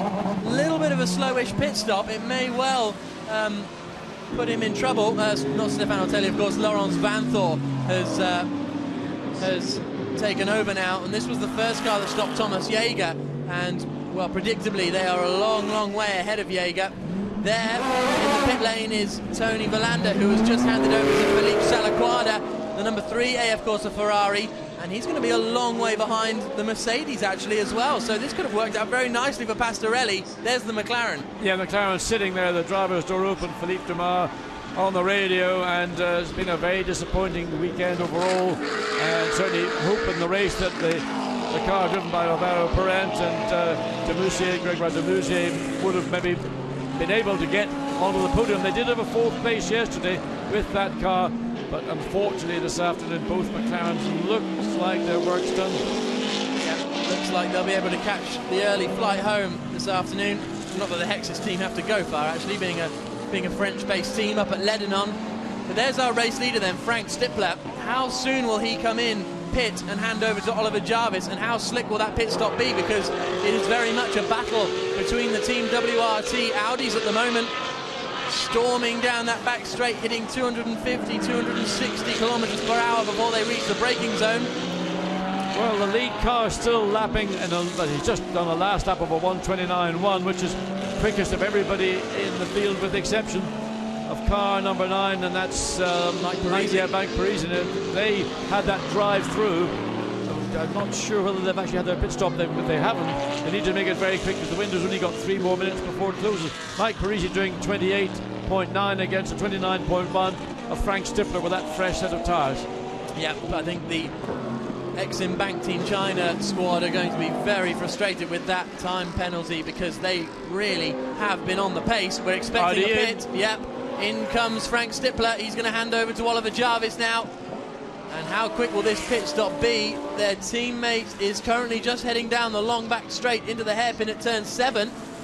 So it's going to be interesting to see. As they say, it'll be a bit of nip and tuck. Yeah, it's going to be very close, because with getting the driver change, that can be done within the time it takes to change all 4 wheels and tyres. There is the car that potentially will regain the lead of this race, now in the hands of Laurens Vanthoor. Mark Basseng in as well. He's going to hand over to Marcus Winkelhock. That'll be interesting to see what plays out for 3rd position as well. Cutting between the Audi and the Mercedes, but it's the Audi that came in before the Mercedes, back to the Audi. Left rear comes off. There is the car that may well take the lead of this race. I think in fact, will, there's no thinking about it. It's going to take it. Is it though? They're right at the exit of the pit lane though, Team WRT. So who is it going to be? Is it going to be 33 or 32 to come out in the lead? It's 33 by the looks of it. Oliver Jarvis, a slicker pit stop, and he is out in front. Well, yeah, I would have bet on the 32 car getting the advantage simply because that was the car that was up to speed. Oliver Jarvis is going to have to be very defensive. He's got to find a way to keep his teammate Frank Stippler, not his teammate Vanthoor, behind him. And it looks as if the Vanthoor car can't really take advantage of that additional lap. When the tyres are up to temperature, Oliver Jarvis did what he had to do. Sometimes it's pretty, other times not. But right now, the two Audis side by side. Going down into the hairpin, it looks as though Oliver Jarvis is going to hold it onto the inside. But does he have the heat in the tyres and the brakes to hang on? He does at the moment. Vanthoor trying to get the cut back into the right-hand kink at turn 8. Almost gets his nose up the inside. Great battle for the lead between the two teammates. Into the left-handers at turn 9 and 10. We go on board with Vanthoor. Well, he will be very, very upset about it. He thought that they'd done a good enough job. Stefano Tilly handing the car over to Laurens Vanthoor. But an even better job by Frank Stippler and Oliver Jarvis. And Oliver now sort of 3/4 way around the lap, getting the feel for the car once again, getting the tyres up to operational temperature, getting the brakes up to operational temperature. And if Vanthoor wasn't able to get it done on the lap that we're watching, it's probably not a great chance of him getting it done anywhere else for the remaining part of this event, other than traffic or an error from Oliver Jarvis. So 25 minutes to go and Oliver Jarvis leads. Laurent Vanthoor is in second place. It's a WRT Belgian Audi Club 1-2 at the moment. Third position then is Marcus Winkelhock in that 38 car. He has held on. Thomas Jaeger has gone up into 4. Let's hear from Pierre, the Team WRT Audi boss. Pierre, are there any team orders? No team orders. The only problem we had is that we had one mechanic got hurt this morning during the warm-up during a tire change, so we had to use the same crew to change the tires on the two cars. But everything went fine, and at the moment it's looking good, but still a long way to go. Thank you. That's Pierre Dudonné down there talking to Haley Coxon. Car number 7 is under investigation, and that was Maxime Martin, but is now Alexei Vasiliev, who is accused of crossing the white line on the exit of the pit lane. So that would be a frustration for them because they're running strongly in 7th position. Yeah, it's a sort of a schoolboy error. It's one that drivers of this level should be aware of. In the case of Alexei, maybe that's salt mines for you for a few days. To 13 and 14 they come, our two race leaders. So it's the two Audis out front. Then we've got the two Mercedes in 3rd and 4th, Winkelhock and Jaeger. Francesco Castellacci is in 5th place with Philippe Salaquada in 6th. So the two Ferraris are running line astern as well. Somehow Castellacci has come out in front. Yeah, but I mean, Basseng shaking his head. Not sure why. He's in 3rd place. Well, maybe he's just not satisfied with the situation. They were probably a little bit closer to the two Audis than they are currently. And just to go back to Castellacci in 5th place, Salaquada is less than a second just behind that 5th place car. Let's hear from Mark Basseng then, and why he was shaking his head. Mark, you don't seem to be very happy. What's been going on? Oh no, I'm okay. I had a really good first stint. The pit stop went well, and Marcus is now on good tires. The car is in a good shape, better than I expected it. And we'll see. We will push. We'll be okay. Thank you. Didn't get very far with that, did we? No, seems fairly happy, doesn't he? Well, you know, Mark is a very professional man. Oh, yeah, he knows when to give the answer that is the answer that is appropriate to, not to the question, but to the answer that's appropriate to the answer. Yeah. So there's nothing that he's going to provide us with, which would also therefore provide the competitors an insight into what's going on with that Alain Mercedes-Benz team. I'm not quite sure what's happened to the Mike Parisi car because he pitted and handed over to Matt Halliday, but all of a sudden they're down in 12th position, but still doing decent lap times. They must have had, oh actually, I remember having this conversation with Mike Parisi. The team there at Molnar are used to endurance events, so pit stops aren't really an issue for them, because by the time you've changed the wheels, they're still putting petrol in if you're doing a 24-hour race or something. So the crew, he reckoned, were losing 5 to 10 seconds in the pit stops simply because they're not used to doing that kind of pit stop. So that could well explain why the number 9 Exim Bank Porsche has dropped down to 12th position. This battle for the lead's still going on though, isn't it? Because Laurent Vanthor tasted victory yesterday. He wants it again. Yeah, and he was on that last lap. He was 0.3 of a second quicker than the Audi leading ahead of us. So we see them coming down the straight. Vanthor beginning to show the nose, goes down the inside, takes a big punt down the inside. Overdone Jarvis, can he ever gets the cutback? But that was it. You could see Vanthor was lining up to make that move. Just was a little bit too ambitious, and when he put the brakes on. Yeah, but he went for it. You got to give him credit there, Lawrence Vanthor. He went for it because he was quicker. He knew that on the previous lap he'd taken the best part of 0.3 of a second out of his teammate, and he thought, if I can strike when I've got the momentum, that's the best time to make the move. But he just overran turn 7 and allowed Oliver Jarvis to cut back, and you know, that's motor racing. Stronger performance today from Peter Cox and Daryl O'Young in the Lamborghini Riser Engineering. They're running in 7th place after struggling a little bit this weekend. Yesterday they were having traction control issues. Thomas Enger is now in the car, in the sister car, taking over from Albert von Turn and Taxis. We saw a stonking drive from Enger yesterday. He could well be climbing up the order. Yes, I mean, Thomas Enger has made progress. Albert von Turn and Taxis got sort of overwhelmed, I think, at the start of the race and dropped all the way back from 3rd to virtually last. And then now Thomas Enger's in the car and using all there. We see the repeat of what took place just over a lap ago, and simply just couldn't slow the car down. Interesting, talking to some of the drivers who use ABS. These cars have got an ABS brake system on it. It is quite a different feel. There we see the view from on board again, just over around the corner. When you've got an ABS brake as opposed to a car that doesn't run ABS, the feel that you get from the pedal is an entirely different one. And of course, you're not going to see a lock-up with a car with an ABS system on it. But of course, because of that, it slows down in the distance. The brain in the car reckons it can slow down in. 2 retirements from this race only, which unfortunately have been the 2 Hexis McLarens. Currently running in 15th place, and still out there is the Sunred Ford GT, now in the hands of Milos Pavlovic.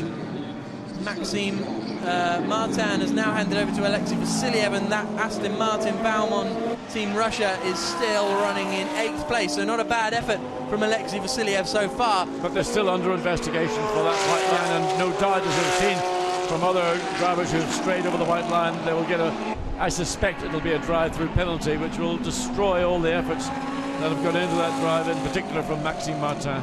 Markus Winkelhock is lapping 0.7 of a second quicker than these 2 race leaders at the moment.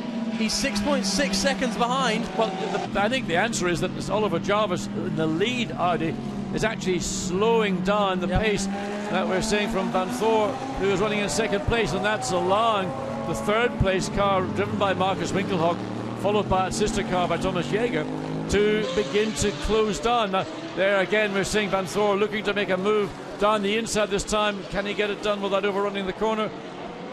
Not a problem. So exiting the hairpin, and Lawrence Vanthor still desperate to find a way through. There is the Markus Winkelhock car. The gap is visibly coming down. Peter Cox has just set the fastest lap of the race, 1 minute 27. 1 minute 27.881. The leaders are doing 29.7. He's gone 2 seconds a lap, quicker than the leaders. Yeah, he's got a fresh set of tyres, but everybody had a fresh set of tyres, but maybe his were that little bit fresher, and he's done a 27.881 on lap 26, and he's dragging that Lamborghini all the way up to 7th place. And that's a strong drive from Peter Cox. And this is Thomas Enger battling with Michael Bartels, who is battling with Alexei Vasiliev. So this is all over 8th position. 8th position is the Aston, 9th is the BMW, and 10th is the Lamborghini.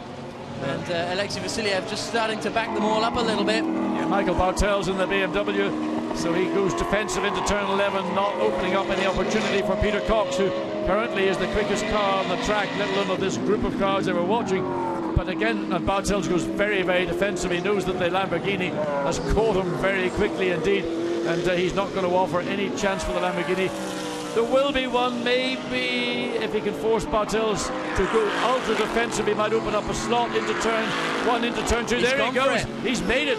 But Bartels is going to go around the outside, tries the cutback, but great drive by Peter Cox to force that issue and take away the position from the BMW. It's Thomas Enger in that Lamborghini, in fact, who's battling with Michael Bartels. Well, that explains why. Yeah, the almost identical Reiter Engineering Lamborghinis. Albert von Turn and Taxis. Couldn't quite guess that facial expression, what that meant, but fairly satisfied that the Lamborghini is now back up into 9th position, and now immediately on the back of Alexei Vasiliev. Is he going to do him down into the hairpin? Well, it should be an easier target, because I think that Vasiliev, with his lack of experience in relation to Michael Bartels, but the Aston's got good straight line speed, and he doesn't have to do anything defensive to keep the Lamborghini behind as we come to 17.5 minutes of this race remaining. Turn 9. Thomas Enger tucked right up behind, and a little bit out of shape. Oh yeah, not only a little bit, that was a real sort of twitch, and again, not the sort of thing that does the confidence any good. No, it'll be a little bit gingerly going into the next couple of corners, and this could allow Michael Bartels back actually. So this 3-car train over 8th position, pretty entertaining as we head down into turn 13. Now we saw that Thomas Enger liked that move into the first corner. He's got to try and line himself up out of 14, the keep it almost flat out, and and he's gone over the white line. Now Vasiliev, and he's hit it again. That's because he's had a drive-through penalty. That's it for the pit lane exit, and the change for the lead. Laurens Vanthoor is through, and this time he does get his stop, and he's passed Oliver Jarvis. Laurens Vanthoor takes the lead in the 32 Audi. Now, was that a racing manoeuvre, or was that a strategic team decision to let the quicker of the two Audis take advantage of its natural pace and draw away? Because there is concern, no doubt, within the Audi team that the Mercedes, third place, getting within 4.5 seconds of that what was second place Frank Stippler Audi. Now it's the lead Audi. Yeah, we'll see how quickly Laurens Vanthoor can begin to pull away now. And car 37 is under investigation for a pit stop infringement. Yeah, Nicky Pastorelli and Thomas Jaeger. We'll see if we can find anything about that. What's this? This is the replay of what we saw. This is a move. That's a move, isn't it? Yeah, just a very simple, clear, no problem. I mean, we saw the lights flashing from Frank Stippler, and it's very clear that within a team such as Audi, and I don't no doubt there's been radio communication also to Oliver Jarvis, that the quicker car of the two is the Frank Stippler Jarvis car. Let's hear from Frank Stippler. Ollie was fighting hard to hold on to his position, but Laurens has taken the advantage. Yes, he just took the lead. We lost it, and it's quite a big gap already. So it seems to be that it is still a hard and long race for Oliver, because the Mercedes are catching up quite fast. So I hope he can stay on second place. Well, in fact, the Mercedes has closed down Oliver Jarvis. It was over 4 seconds. It's now 3.7 seconds, and the gap between Jarvis and Vanthoor in the lead Audi has already, in the space of that lap, opened up to over a second. So Oliver Jarvis, with 14 minutes and 3/4 of this race remaining, is going to be challenged by the lead of these two Mercedes, and that's the car driven by Markus Winkelhock. Possibly even the second if it doesn't get a drive-through penalty for a pit stop infringement. There you can see how much the gap has visibly closed down, and I think Al Inkel are going to be very satisfied with this performance if they can finish only this far away from the leaders, considering they started a little bit further back in the pack at the start. They're really starting to show good pace in these Mercedes SLSs. Castellacci and Salaquada are running in 5th and 6th position. They're only separated by 0.6 of a second. Here they are, in fact, but it looks as though Francesco Castellacci has kind of manage this gap, but they need to be careful because Peter Cox, fastest man on the circuit, is catching them by a second a lap. And there is that car. So the Lamborghini is going to put a challenge onto the two Ferraris, and AF Corsa, who run these two cars, will not be very happy to see not the prancing horse, the prancing whatever it was that Lamborghini chose to put on to the badges, the prancing bull. That's what it is. The Lamborghini is a bull, the Ferrari is, Cavallino is a horse. Team manager of car 7 has been sent to the race director immediately, so that's Alexei Vasiliev and Maxime Martin. Do you know why? Why? Because he went over the white line going into the pits to serve a drive-through penalty for going over the white line on the exit of the pits. That's why. Quite possibly. Not rocket science, that one. No, it's certainly not. Here then continues this battle for 5th position. Peter Cox, I think, would be delighted if he could get 5th. It's a long way off at the moment, even though he's lapping very quickly indeed. He's still got to get past 2 experienced drivers and talented drivers. Tony Verlander, ex-Italian Formula 3 champion, Francesco Castellacci. In that Ferrari at the minute. Yeah, sorry. Yeah, we're on board with Peter. This is the Peter Cox car in 7th place. Now watch into turn 13. The car is basically catching these 2 Ferraris by the corner. Just the car right now with Peter Cox guiding it has got more lap speed, more momentum. There'll be a question of not losing that momentum. Comes through turn 1, keeps the car pretty much in the middle of the road, then back again. You can just visually see how much quicker the Lamborghini is. They're coming out of turn 14 into turn 1, turn 2. The gap is just, again, there's a bit of traffic there being lapped. That's one of the Porsche, I think that's number 8. I think that's Red Way, yeah. So now Lamborghini is half the distance in the space of half a lap to the Ferrari that is running in 6th place. That's Sella Quadra in that car. And then just ahead of him is the further AF Corsa car driven by Castellacci. Great to see Peter Cox on form in this Lamborghini. So far this weekend, it hasn't quite worked out for him and Daryl O'Young. We were expecting them to be a very strong driver combination, but they were overshadowed really yesterday by Thomas Enger and Albert von Turnen Taxis. But today, it's very much their day in that Reiter Engineering team.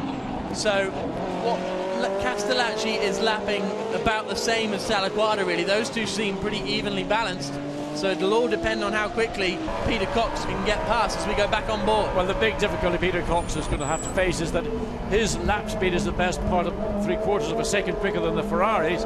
But once he gets into this zone, his speed then will be dictated pretty much by these 2 Ferraris. And again, what he has to try and do is at the earliest opportunity and not lose his momentum. He's got a chance running behind the second of those 2 Ferraris.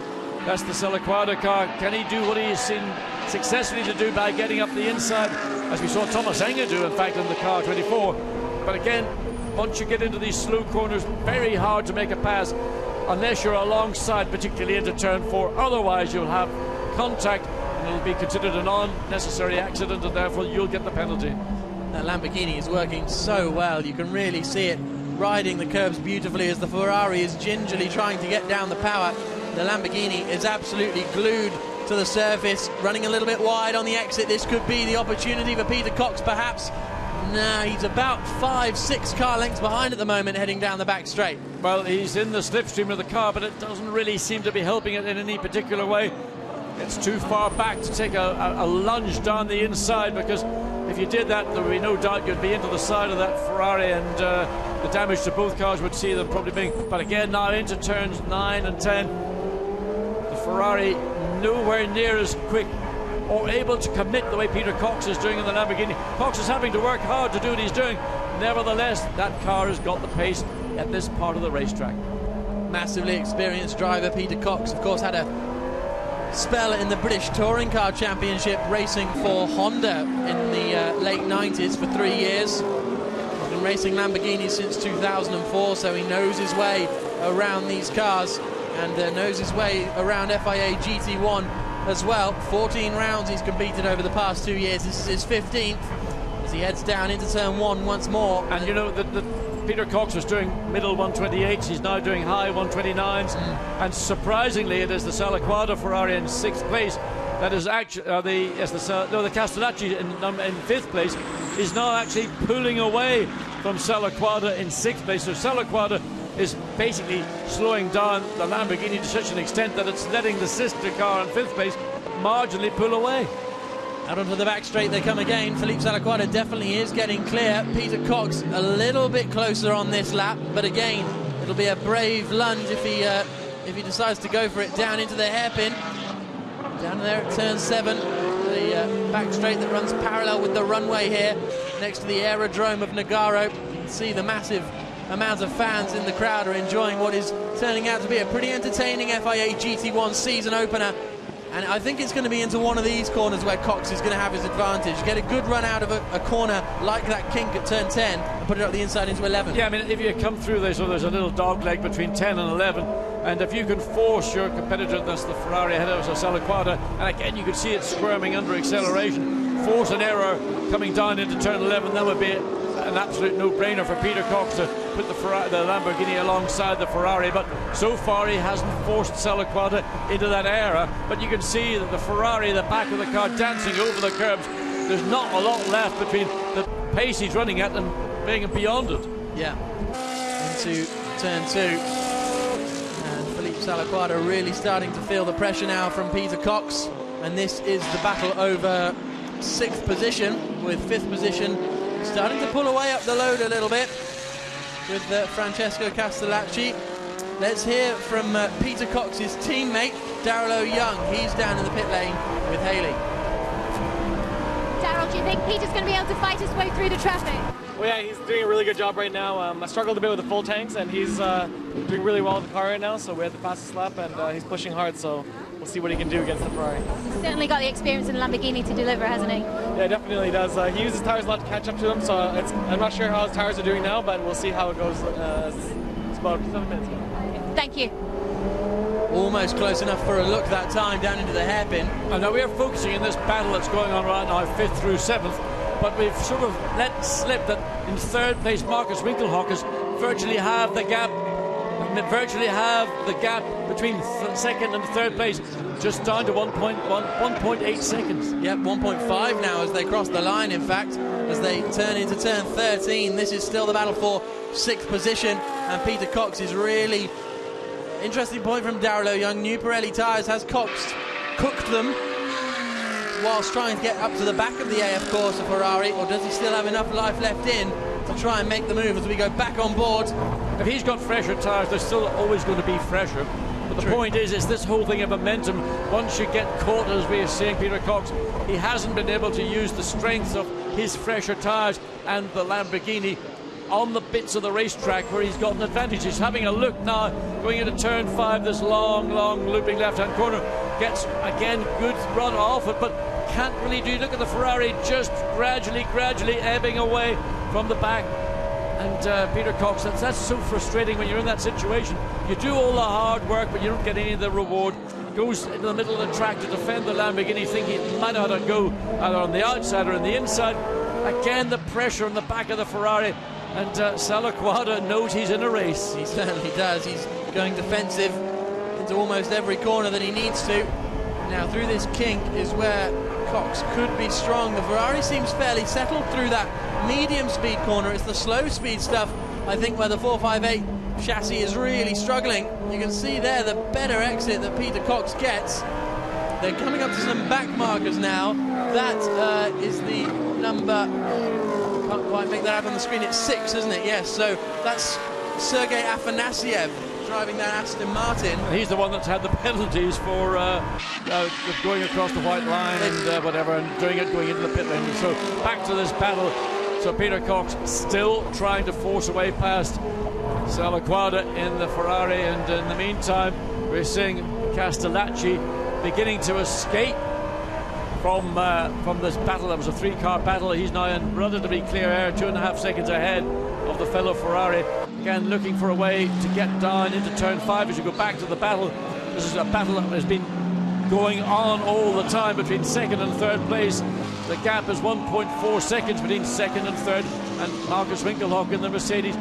Not a huge amount quicker. In fact, in that last lap, it was near 1/10 of a second.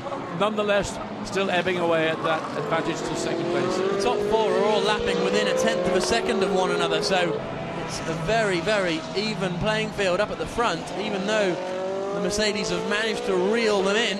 And don't forget, we've still got Thomas Jaeger, car number 37, under investigation for a pit stop infringement, the current 4th place driver. As we come down into the double right-hander at turns 11 and 12. Peter Cox still unable to find a way past Felipe Salaquada in that number 3 AF Corsa Ferrari. Felipe, the Czech Republic driver, 28 years old, so he's got plenty of experience in these cars. Not as much as Peter Cox, it has to be said, but likes of A1GP, Formula Renault 3.5, German Formula 3. He's still got plenty of experience out there. But Peter Cox is going to need something special, I think, to get past Salaquada today. Well, it's certainly going to be a battle of wills at the end of the day, and whether Felipe Salaquada can resist the challenge that he's seeing virtually all around the racetrack. The only place that Salaquada got a chance to draw breath and relax is on the straight, and that's where the Ferrari has got the biggest advantage over the Lamborghini. Peter Cox going one way, then the other to try and gain some advantage off turn 5. As we go back to the leader of this race by 4.5 seconds from the sister car of Oliver Jarvis. Yep, Laurens Van Thor still leading this one. Oliver Jarvis in second, Marcus Winkelhock third, Thomas Jaeger fourth. It's not going to be long, is it, before Peter Cox just sends one up the inside? Well, we've got less than 3 minutes to go, so he's going to have to do it in, what, 2 minutes and 49 seconds. Not going to have many more opportunities is Peter Cox. And this is for 6th position, as I say, which will be a very strong performance from the Reiter Engineering Lamborghinis. Still, though, there has been no mistake from Felipe Salaquada. I think that's the impressive thing. Just into turn 11, the car a little bit late on the entry, and again just scrubbing speed off to try and get into the turn. But Peter Cox not in the position. He's closer to him going into turn 13, but of course that's of no benefit. You can't pass into 13. Where you need to be is strong off turn 14 to give yourself the chance to get the drive and use the benefit of the grip that you've got. But again, Peter Cox can't really find enough of that momentum to challenge for that current 4th or 5th place. 2 minutes remaining here at Nogaro, and watching an enthralling battle for 6th position. Felipe Salaquada in the number 3 AF Corsa Ferrari is being closely followed and harried by the 25 Reiter Engineering Lamborghini of Peter Cox.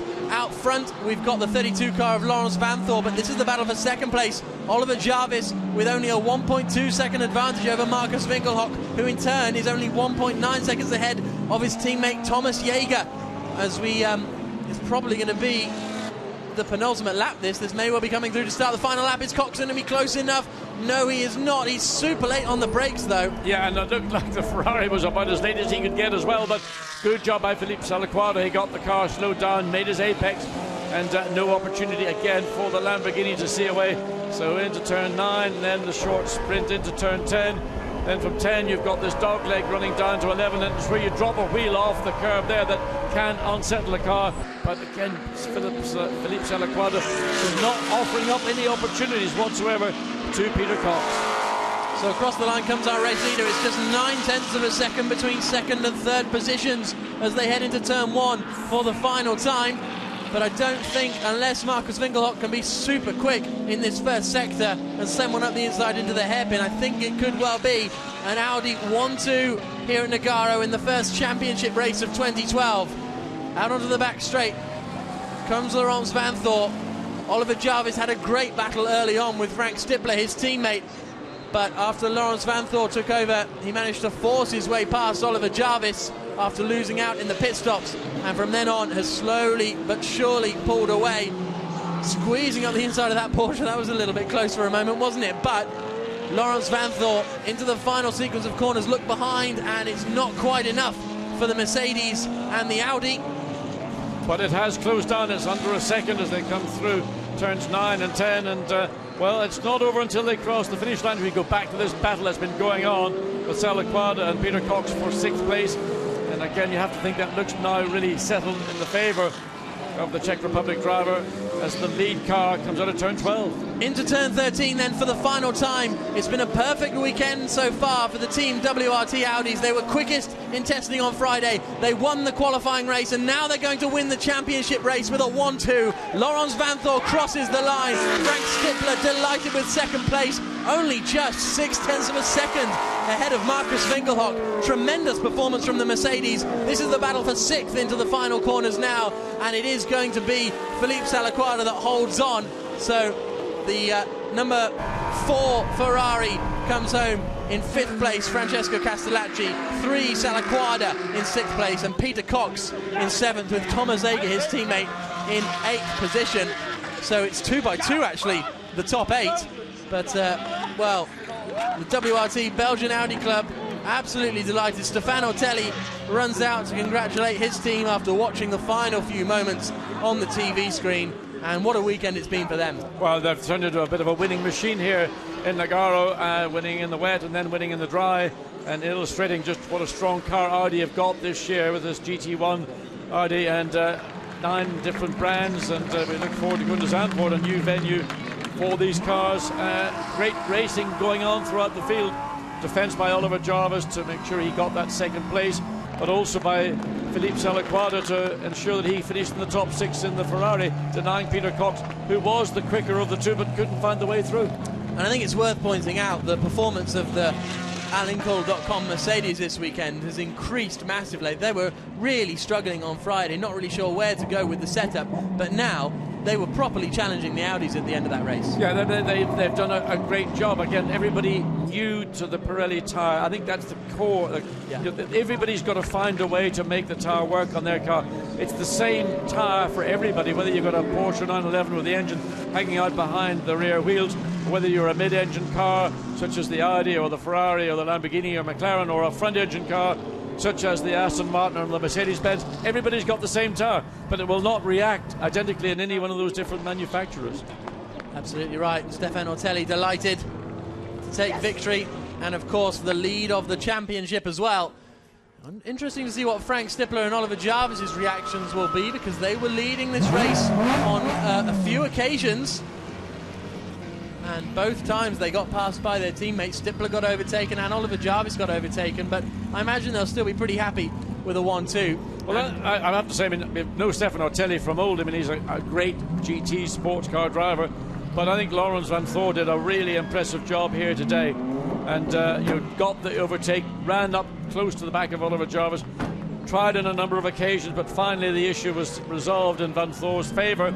And that's a very strong drive, finishing 3.7 seconds ahead of your teammate in identical cars. And of course, once he was ahead, he was then able to run at a pace which was not stressing the car, stressing the tyres, and there was no challenge to him, unlike Oliver Jarvis, who had to be on his toes to ensure that Marcus Winkelhocken, the first of those Alincourt Mercedes-Benz, didn't take that second place away. Indeed. So there is Stefan Ortelli jogging up to Parc Fermé, and we'll be hearing from the race winners very shortly indeed. So it's Audi's first and second, Mercedes third and fourth, Ferrari's fifth and sixth, Lamborghini's seventh and eighth. Mike Halliday finished in ninth place, so finished where they started, that Porsche of Mike Parisi and Matt Halliday, but that doesn't tell half the story of their race. No, it doesn't. They really deserved a better race, but of course if you make an error, you jump the start, as they were adjudged to have done, and they had to drive through penalty. Well, there you are. You make your luck, and unfortunately that was the case, that Mike Parisi had that jump start, and the drive through penalty took the best part of 20 to 30 seconds out of their race. Finished up overall probably about a minute or so behind the leader, so they maybe would have had a top 6 finish comfortably. Let's hear then from our race winners, Stefan Ortelli and Laurens Vanthoor. Congratulations, Laurens. What an impact you're making on the team. Yeah, it's incredible. I don't have any words. I don't know if my father's watching. It's his birthday. I think this is quite a good present. And it's just perfect job by all the team. The car was great. Stefan did a wonderful job, but I don't have any more words. Stefan, congratulations. It's turning out to be quite the pairing. I think it's good to share the victory. That's new for Laurent, but happening twice in a weekend, we couldn't expect that. It's just a dream weekend. The sister car is also very quick. We had a very good start. Was not so easy out there. I mean, the condition changed, of course, because yesterday was a rain race and today is a dry race, but the car reacted very, very well. We are so pleased for WRT and Audi. It's a great day, and what a move, man. Bravo. Thank you. Pleased with that overtake, isn't he, Stefan Ortelli? Of course, this was his home race. We move to Laurens Vanthoor's home race in 2 weeks' time in Belgium. So they will get their home advantage out of the way in the first 2 rounds of the season. And Zolder, well, we saw last year when GT1 went there, it's a great circuit for GT cars. Let's hear from Oliver Jarvis and Frank Stippler They're down in the pit lane with Haley after their second place. Congratulations, Ollie. What a respectable battle you were involved in. Unfortunately, second place, but still a podium finish for you. Yeah, 2 podiums. Of course, I'm a little bit disappointed not to get the win. Frank did a fantastic job. I struggled a lot with the car, I have to say, but you know, to come away with 2 podiums, plenty of points, we would have taken that before the start of the weekend. Frank, congratulations and happy birthday! Thank you very much. It's a nice birthday. Second place is fine enough for the first race in the World Championship. Unfortunately, the Ferrari went in between. I don't know where he came from. Suddenly he was there, and he was quite fast on the back straight, so I couldn't beat him. And then I had a little gap to Stefan already. We kept the same breeze, the same pace when the Ferrari came into the pit lane. But yeah, it was a short time in the lead, and then Ollie had to struggle with the car this time. I hope next time we can gain some points again. Thank you.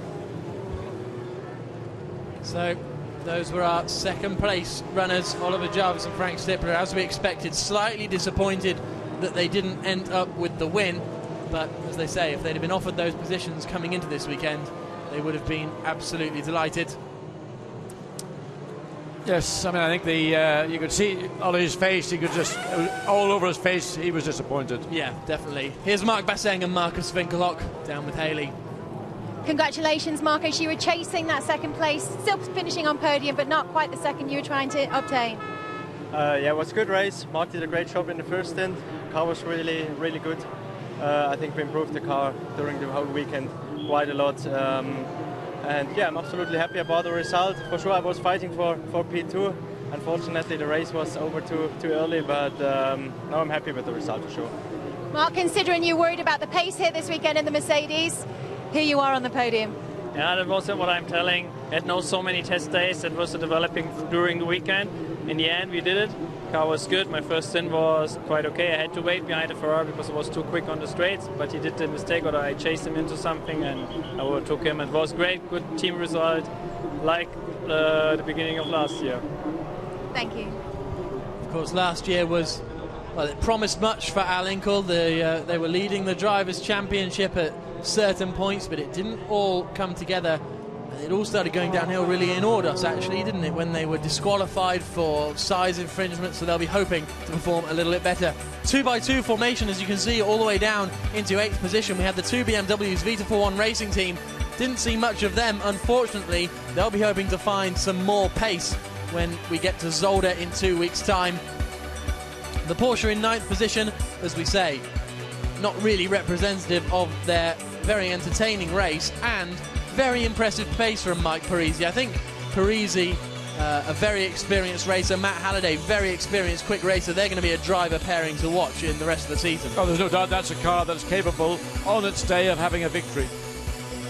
12th position for Maxime Martin and Alexei Vasiliev after their various incidents. 13th place for the second Valmont Racing Team Russia car, Andreas Zuber and Sergei Afanasiev. The Ford GT finishing in 14th position, a very difficult weekend for them. They're hoping to be on the pace more in Zolder. Benjamin Lariche and Rem Way in 15th position. Then our 2 retirements, the 2 McLaren GTs. I know that must have been a disappointment for McLaren fans around the world for the McLarens to both go out. But when they are out, they do have the pace. That's the positive. Yeah, I mean, it's such a fantastic car. I mean, like the Ferrari 458, basically those 2 cars are as near as you can get to an out-and-out race car. That is a street car. And the McLaren still is in development. There's a lot of stuff I know coming through very, very quickly to address the issues that the team is having to contend with. But to have both cars not make it through to the finish, we did see a strong run yesterday from Alvaro Parenta in particular. But just to not get one of those 2 cars to the finish, there was so much more they could have learned by completing this 1-hour event that they would have liked to have taken that away as a load of experience. And of course, a mention for the WRT Belgian Audi Club squad, based in Fanu in Belgium. They were only formed in 2009, and they were 2010 Bell Car champions. WRT were the team champions. In 2011, they were the team and driver champions in the Blancpain Endurance Series. So for such a young team, such success has been fantastic. Yeah, and I think a lot of that credit has to go to Audi, because Audi do a really brilliant job with these. Effectively, these are customer cars.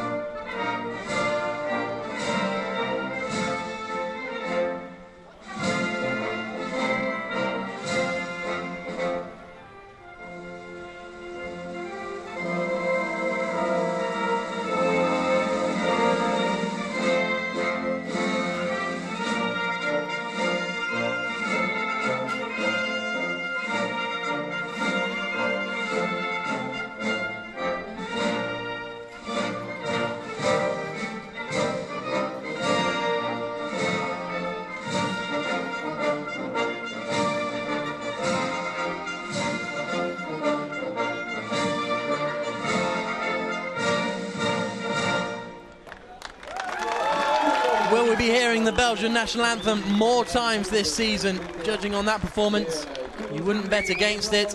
And they are going to receive their trophies this afternoon. Of course, 4 drivers on the podium from the Belgian Audi Club. And they are going to receive their trophies shortly.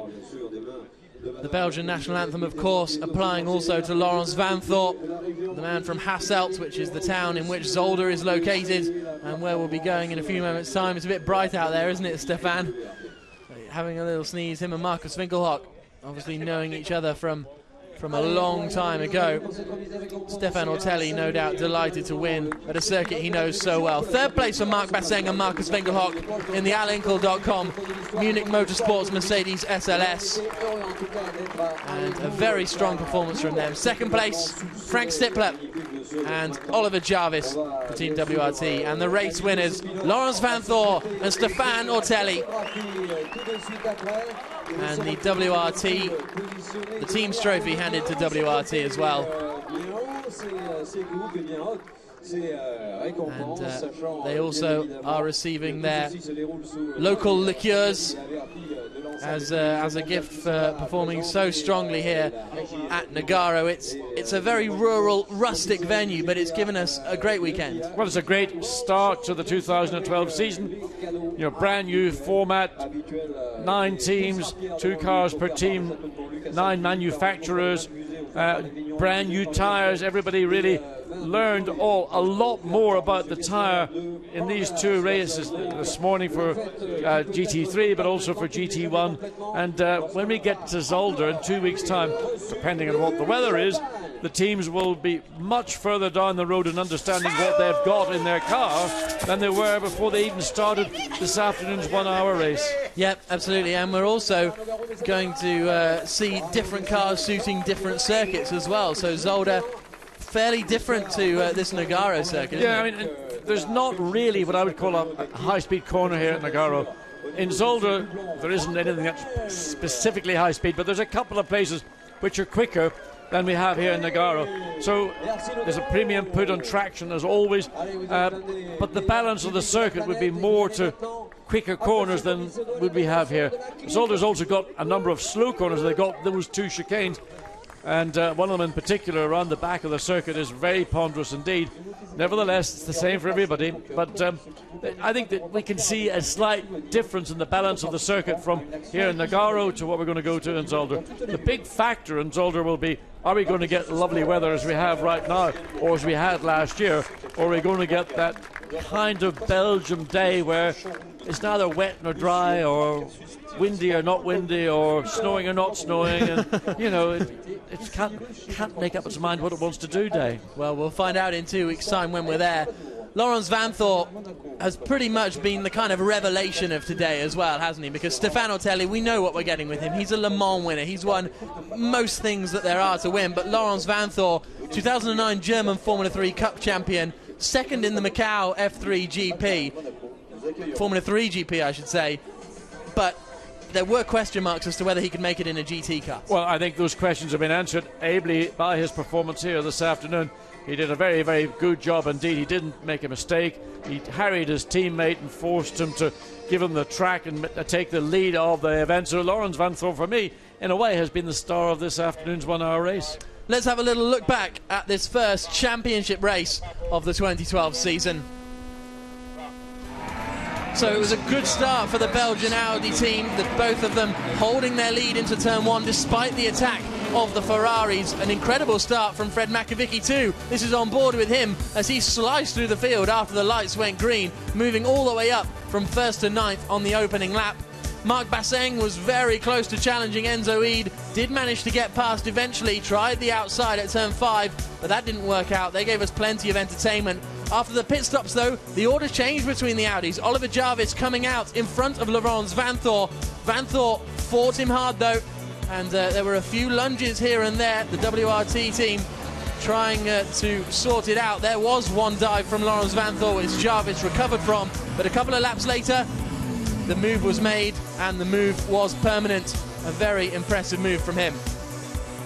Peter Cox came on very strong towards the end of the race. He was battling with Philippe Salaquada like mad in the final session, but 1-2 for WRT. We'll see you in Zolder in 2 weeks' time. Thank you very much for joining us.